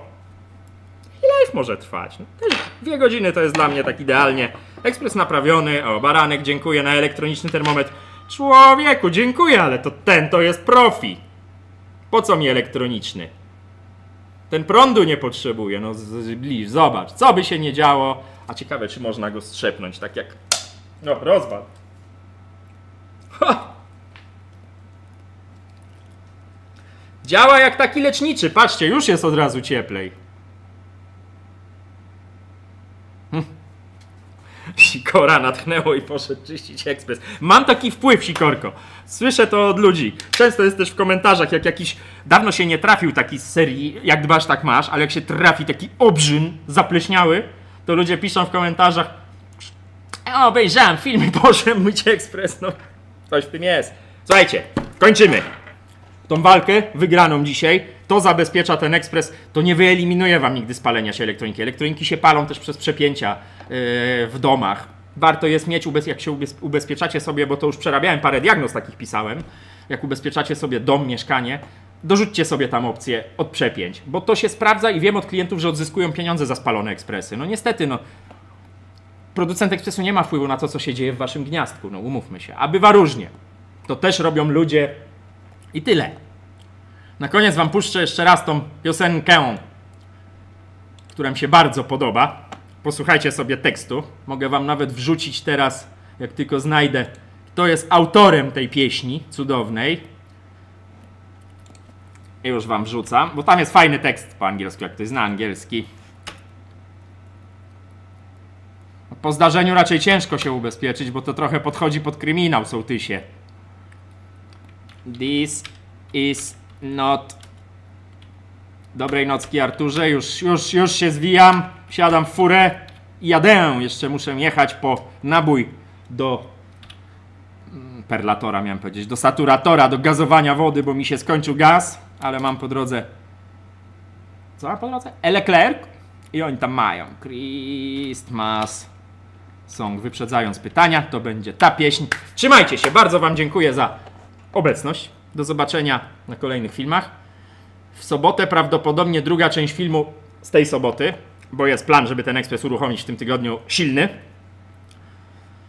Miłego wieczorku, smacznej kawusi, nie pijcie już dzisiaj za późno. Ja pewnie jeszcze trzapnę przed wyjazdem, bo przecież ja jestem nienormalny. Pozdrawiam was wszystkich serdecznie. Co złego to nie ja. Trzymajcie się. Do zobaczenia. Cześć.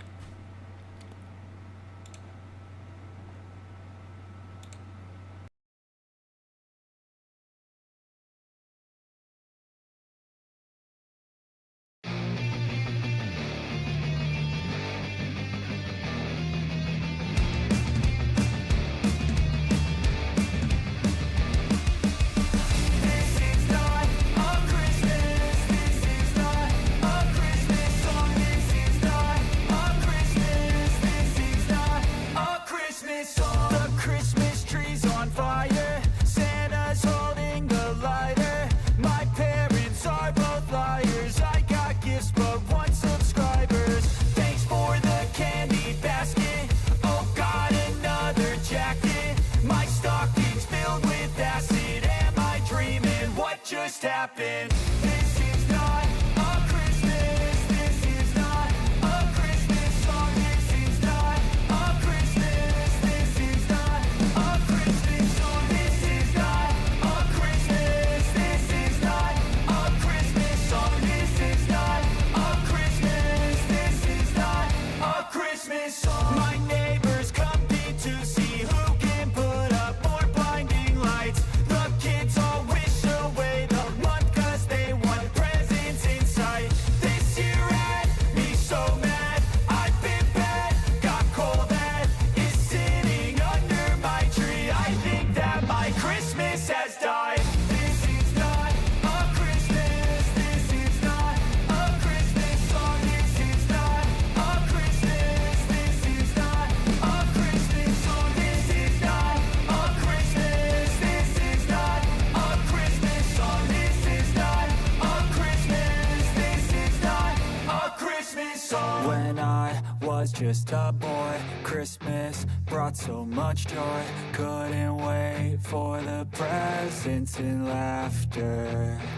I couldn't sleep late at night, looking for Santa with lights. Those are the memories I still remember. Then I became a man, lost sight of who I am.